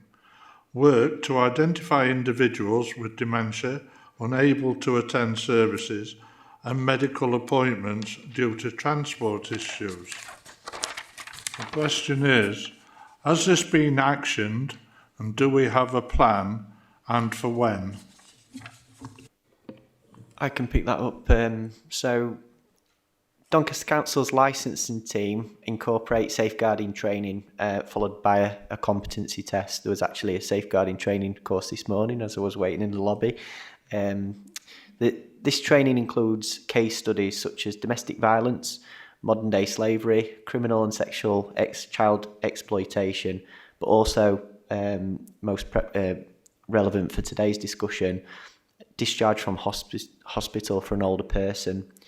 So the training, although not dementia specific, it does include Equalities Act legislation and examples around the neurological conditions and around sort of Parkinson's, dementia, to raise awareness around mental health vulnerabilities. So that does happen. It's a licensing test that needs to be refreshed every 3 years for new drivers or existing drivers. There was some research published by Live Inclusive quite recently, actually, in May 2024, and that was on the back of work done by public health colleagues and the Social Isolation Alliance to look at, you know, what is the opportunity to improve accessible transport options. And the working group looked into taxi, private hire vehicles around sort of things like disability confidence, dementia awareness, to improve that customer service and support for Doncaster residents. So the idea was that taxi drivers who would successfully undertake that training would be issued a gold standard award, or where their name, operator they work for, type of vehicle would be listed, and then they would go into a priority listing for people to pick up people with dementia. The group met with the licensing department, Doncaster Council. They presented the idea was endorsed, and it became, you know, almost a feasible option. However, the funding was principally going to be provided by people with lived experience, experts, and third sector providers. They approached the Motability Foundation for funding, but unfortunately were unsuccessful. So there was a plan to do something enhanced to what we already deliver. And I suppose that's still on the table, but unfortunately there wasn't the funding available to support that at the time. Thank you for updating us on that, and I hope that helps give us a bit of guidance for the future. If we move on now, I think that we have Councillor Hollingworth again has a further question to raise. Thank you, Chair. This is in relation to page 55, 4.6. It says there's work to be done with colleagues in adult social care to ensure individuals with dementia and the families are provided with all relevant information to make informed decisions relating to future care and support options. And this is with regard to planning for future changes in need, for instance, a transition from residential to nursing care. When will this be done? And is there a plan to complete? Thank you, Councillor Hollingworth. So as I said about earlier, information and advice has been one of the big areas that people have wanted to see attention on. And as I also said earlier, we're coming back in October with not only with the carers work, but also with adult social care work. Now, and we'll be feeding back on progress on what we said and what people have already told us needs to specifically happen this year around advice and information. And I think that connects really well with the kind of dementia ask. So what people have specifically said this year that they want to see advances information advice on are, when I'm in hospital, what's going to happen? What's the sort of things I'm going to get help with? When am I going to get to be able to go? Probably the sort of stuff that might have helped Wendy when she was in previously. If I was in a kind of an acute mental health bed, similar, what sort of information advice would help me plan ahead? If I'm feeling like there might be a risk of kind of abuse or neglect in my situation, which the jargon word for that is safeguarding, what are my rights in that position? What sort of information advice am I going to get? So there's other examples that aren't so relevant to dementia that people have asked for specific information and advice to be developed. And again, I use another word, kind of co-produced, another jargon word. So that means that someone like me, I might write something that I thought made perfect sense, but Wendy would think it was a load of gibberish because I've written it from my kind of council officer head, and I'm not really thinking about how people are living. So the information and advice we develop this year will be co-produced so that the person in the street in Doncaster would look at it, it would make sense, it wouldn't be acronyms and jargon and kind of council words. So when we get to you in October, we'll be able to give you a really clear update on where we've got on all of those things. Thank you kindly. If I can move on now, I think we've got a further question from Councillor Pritchard again, please. Thank you. Page 56, 5.2. Feedback to be sought from carers to understand impact of current level of support. The question is, when will this be actioned? If not, what is the plan going forward to achieve?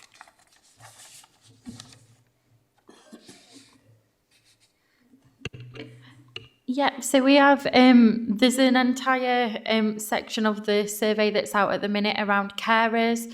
Obviously, a lot of carers access support through the Keep in Mind service as well. So that's sort of how we're going to gather all of that data. So it will be done through the collation of that, the analysis of that data, and then hopefully we'll be getting more carers on board, as well as the existing carers we've got on the partnership board, to really drive that forward. Thank you. If I can now look to the next item, again another question from Councillor Hollingworth. Thank you, Chair. This is relating to page 57, 5.3. It's saying that data to be provided to understand how many carers are accessing the council's free dementia training. The question is, has this been completed? If not, when will it be actioned? Yeah, I can answer that one as well. So we do receive data from our workforce development team. I can confirm that in 24-25, 356 carers accessed the Tier 1 dementia training, and 167 accessed the 3-day Tier 2 training course as well. So I suppose our plans moving forward is to increase that this year, and try and look in the breakdown of, are they paid carers and are they unpaid carers, and how can we get more unpaid carers accessing that training and support to help them in their role? Thank you. Now, if I can just refer to something from myself, in actual fact. If you're reading through the document that we've had in front of us all day today, I read through and I see that it reaches a certain particular level, primarily up to a level whereby the later stages of dementia are not fully covered. But it brings me to thinking, well, is that something we ought to look at a little bit more for the later stages of dementia? The earlier stages are well experienced and well covered, but the later stages are not, or limitedly covered, should I say. So Hannah will give a learned view in a second, I think, but I'm going to give a kind of an off the cuff view now. So I think it's really helpful to think about. I think it's been really good that the last dementia strategy has focused as preventatively and as early as possible, and that there's more we can do to get even more preventative, just to think about the lives that people want to lead, like the rest of us, just get on with their lives. But I think it's really helpful, Chair, that you're asking about the sharp end of dementia. And I remember, I think it was probably Wendy a bit earlier who said about people not wanting to live in a care home. Now, lots of people are getting good support in care homes. I don't want to demonise them as places. But I think one of the things we have to reflect on in Doncaster is too many people end up moving to care homes in later life. And many of those move to care homes straight from hospital. We don't find a way to give them a chance back home again. Now, it's possible. I think if Wendy had been a bit older, and if Wendy hadn't have been Wendy in terms of not taking any rubbish from anybody, you kind of, all the days that you're there, kind of, as well as the infections and the so on, kind of eats away at your independence as well. You've lost the familiar routines. And then it becomes, well, they can't go home again. They can't go home again. And sometimes it's presented as there's not enough care to get them home. But a lot of the time, we've got to the point where we've written them off because of the time they've been on the ward in the first place. So there's definitely a lot of work for us to do at that kind of sharp end, because you can live well at home, even with the sharp end, living with dementia. And it doesn't have to be a one-way ticket to a care home, even if it's presented as a short-term move from hospital, because often it turns into a long-term move because you've lost touch with all the routines you were living at home. So I think it's helpful to have that kind of challenge about, can we help people live well with dementia kind of late in the journey, just as well as we're focusing early in the journey. Yeah, and just to add to that, so I feel like I'm banging on about the survey today, but we have included questions around end-of-life care, and we're asking, are people aware of their options? Are people aware of support that they can get during that process? So we are starting those conversations with people to look at that and include it in the next strategy. Appreciated. Thank you very much for the update on that one. I see you've got a hand up there. I was just going to feed in that, in terms of the strategy, the dementia well pathway, dying well is important. Just as important as a good birth, a good death, and a dignified death is really important. There's lots we can do, such as advanced care planning, that can feed into the strategy. There is a broader palliative end-of-life care strategy for South Yorkshire. We'll be doing, as part of the baseline assessment work, a review on that, and looking at how we can do more, linking into what Phil and Hannah's just said. Thank you. Just quickly then, just to add to that, when I got diagnosed, the first thing they offer you is a power of attorney, and to put in place, I can't remember it's called, what your wishes are for your medical care. So when you're going into these services, they are talking to you earlier rather than later about it. So if you put it in place before you get too far advanced, it's better than waiting to last minute, but that is an improvement. Thank you for that. If I can move on, I'd like to let Councillor Marriott, I think he has a finishing remark there, but also I think that he has something that we all need to listen to quite sensibly and seriously. Thank you. Thank you, Chair. Question: how does a strategy take account of each individual circumstances? There are so many. Firstly, I'm going to share with you one of these through my own lived experience. In 2020, our family changed dramatically after an accident at home. My dad had to spend 1 month in hospital. Then one day out of the blue, I got a phone call asking if my dad had power of attorney in place.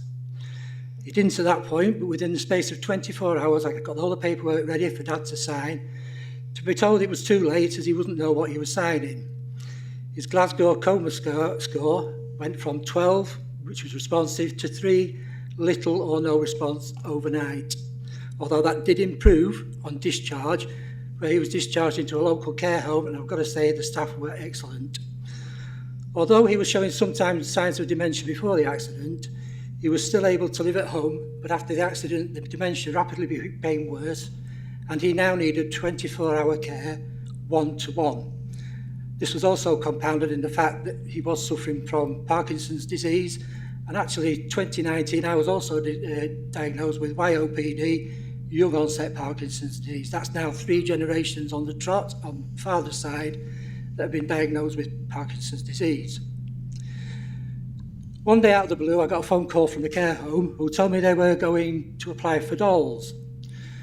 Yet another acronym that I wasn't aware of, though pretty quickly I did become aware of what DOLS was. I spent the last 2 years of his life being his representative and visiting him daily and becoming in some ways his carer whilst I was there. But I can honestly say, even on the few occasions he didn't know who I was, we had some amazing times together and non-stop laughs. So, what is DOLS? DOLS is Deprivation of Liberty Safeguards. The term DOLS, it is a legal framework in the UK that protects individuals who lack the capacity to consent to their care and treatment, ensuring that any deprivation of liberty is lawful and in the person's interests. A deprivation of liberty is when a person has their freedom limited in some way. This is common for a person with dementia receiving care who may have decisions made for them or on their behalf. This could include limitations on where they are allowed to go, having their routine decided for them. Sometimes taking away a person's freedom in this way is defined in law as a deprivation of liberty. When providing care, staff should make sure they limit a person's freedom as little as possible. Who do a deprivation of liberty safeguards apply to? Deprivation of liberty safeguards, DOLS, only apply to people in care homes and hospitals over the age of 18. There is a separate system for people in supported living arrangements where people live and receive care in the community, including their own homes. DOLS only applies to people living in England and Wales because there is a similar system in Northern Ireland. Many things count as deprivation of liberty, and so most people with dementia living in care homes and hospitals will receive care that counts as deprivation of liberty. It is often necessary to provide care in this way. So what happens after deprivation of liberty is authorised? DOLS procedure means that the person's care arrangements and limits to their freedom are not just put in place, but all the following apply so that any deprivation of liberty is safeguarded. An assessment of their care being given to the person with dementia must be done by 2 professionals who are not involved in the care of the person. The assessment is a safeguard as it makes sure that the care being given is in the person's best interests. A representative. The person being cared for should be given a representative. This can be a paid representative or a relative or friend. This assessment will usually identify who would be best for this role. The person is called relevant person's representative. This person is given certain rights and looks out for the person receiving care. The representative can be held by an advocate called an independent mental capacity advocate. 3, have the right to challenge. The person with dementia or their representative has the right to challenge deprivation of liberty through the Courts of Protection. 4, reviews. The deprivation of liberty should be reviewed and checked regularly. Deprivation of liberty safeguards for people in supported living. A person with dementia who is in supported living can also still be deprived of their liberty, deprivation of liberty. The deprivation of liberty will still need to be authorised, but the process is slightly different to the one for care homes and hospitals. DOLS is possibly going to be replaced by something called LPS in the future, which is called Liberty and Protection of Safeguards, which I'll come back to if and when that does actually come through.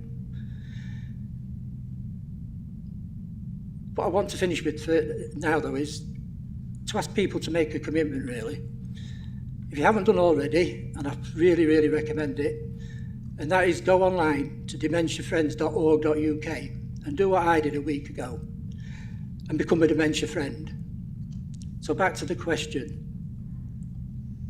How does the strategy take account of each individual circumstances? Because there are so many.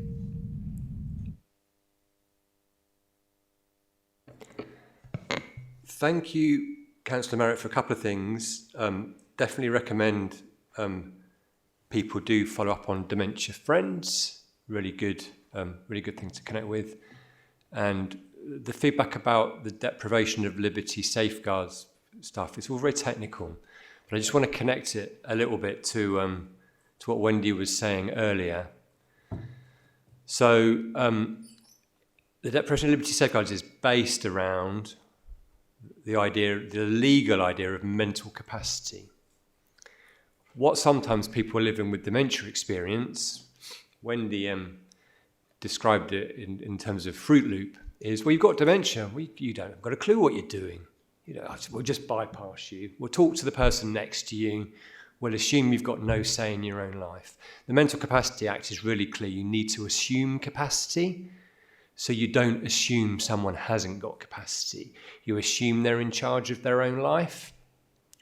But also, and when if you need to question that, it's quite focused about how you do that, because you also have a situational approach. So let's say I'm rubbish at one thing in my life. I'm rubbish at one. It doesn't mean I'm going to be rubbish at everything. So you apply mental capacity to the situation. And often we find that because people don't really understand the Mental Capacity Act that well, that people living with dementia will get the thin end of the wedge, because it will be assumed that they can't do things, they can't say things, they can't live in particular ways. And then they find themselves in more restrictive settings than they need to be in, and which can create a self-fulfilling prophecy.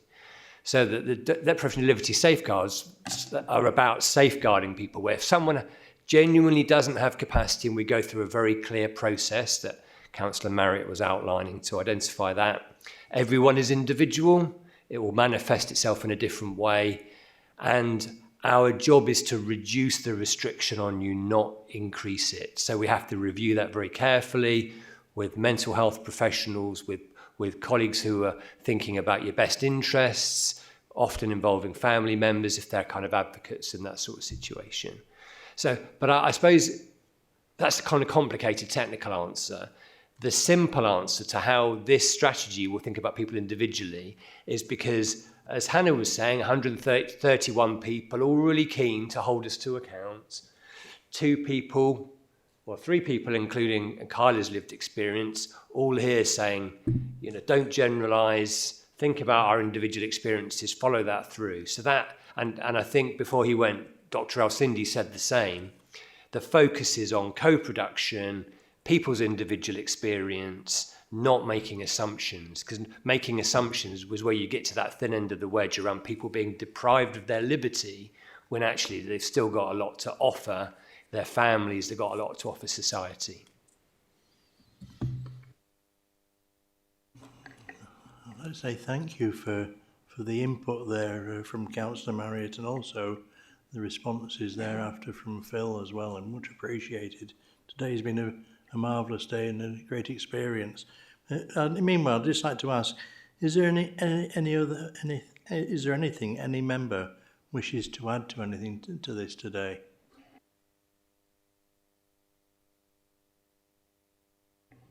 No, I have nobody else wishing to come in here on this. So I'd like to say thank you. Yeah. Oh, sorry. If we can go back to the recommendations now, please. Paragraphs 3 and 4 of the report. For members of the Health and Adult Social Care Security Panel to note that the achievements of the Doncaster's last dementia strategy, alongside the commitment to go further to improve information, advice, treatment and support for Doncaster people living in Doncaster with dementia and their carers. Item 4, for members of the Health and Social Care Scrutiny Panel to consider the oversight they would like to have in relation to Doncaster's next dementia strategy and ensuring it delivers further improvements through effective partnership working with Doncaster people living with dementia and their carers, the carers being truly at the centre of this. Thank you. Thank you, Chair. I think, and as what Phil said, in October you'll be continuing your work with the carers element, and it's basically, do you feel that you've achieved what you've needed to achieve today, and is there anything further that you need to come back to the panel at all? Thank you, Chair. No, I appreciate it. I don't have anything else to bring back today, and I appreciate everybody's attendance here as well today. If I can move on to the next item, item number 6, that's the overview and scrutiny work plan and the Council's forward plan of key decisions. I'd like to introduce Christine Rothwell to bring this to us, if I may, please. Thank you, Chair. Just very quickly, it's just a standard item that the scrutiny panels receive at each meeting. It's just the overview and scrutiny work plan for 2025-26. It's populated mainly, apart from the community and environment scrutiny panel, there's further work to be undertaken for that panel at the moment. And the other issue is the forward plan of key decisions, and it's there for members' information. Thank you, Chair. Thank you for that. Thank you for that update there for the end of the year. And also, I'd like to say, you know, if there's nothing else for today, it's been a pleasure. It's been a really good day, and I'd like to say thank you all for attending this meeting and declare this meeting now closed. Thank you.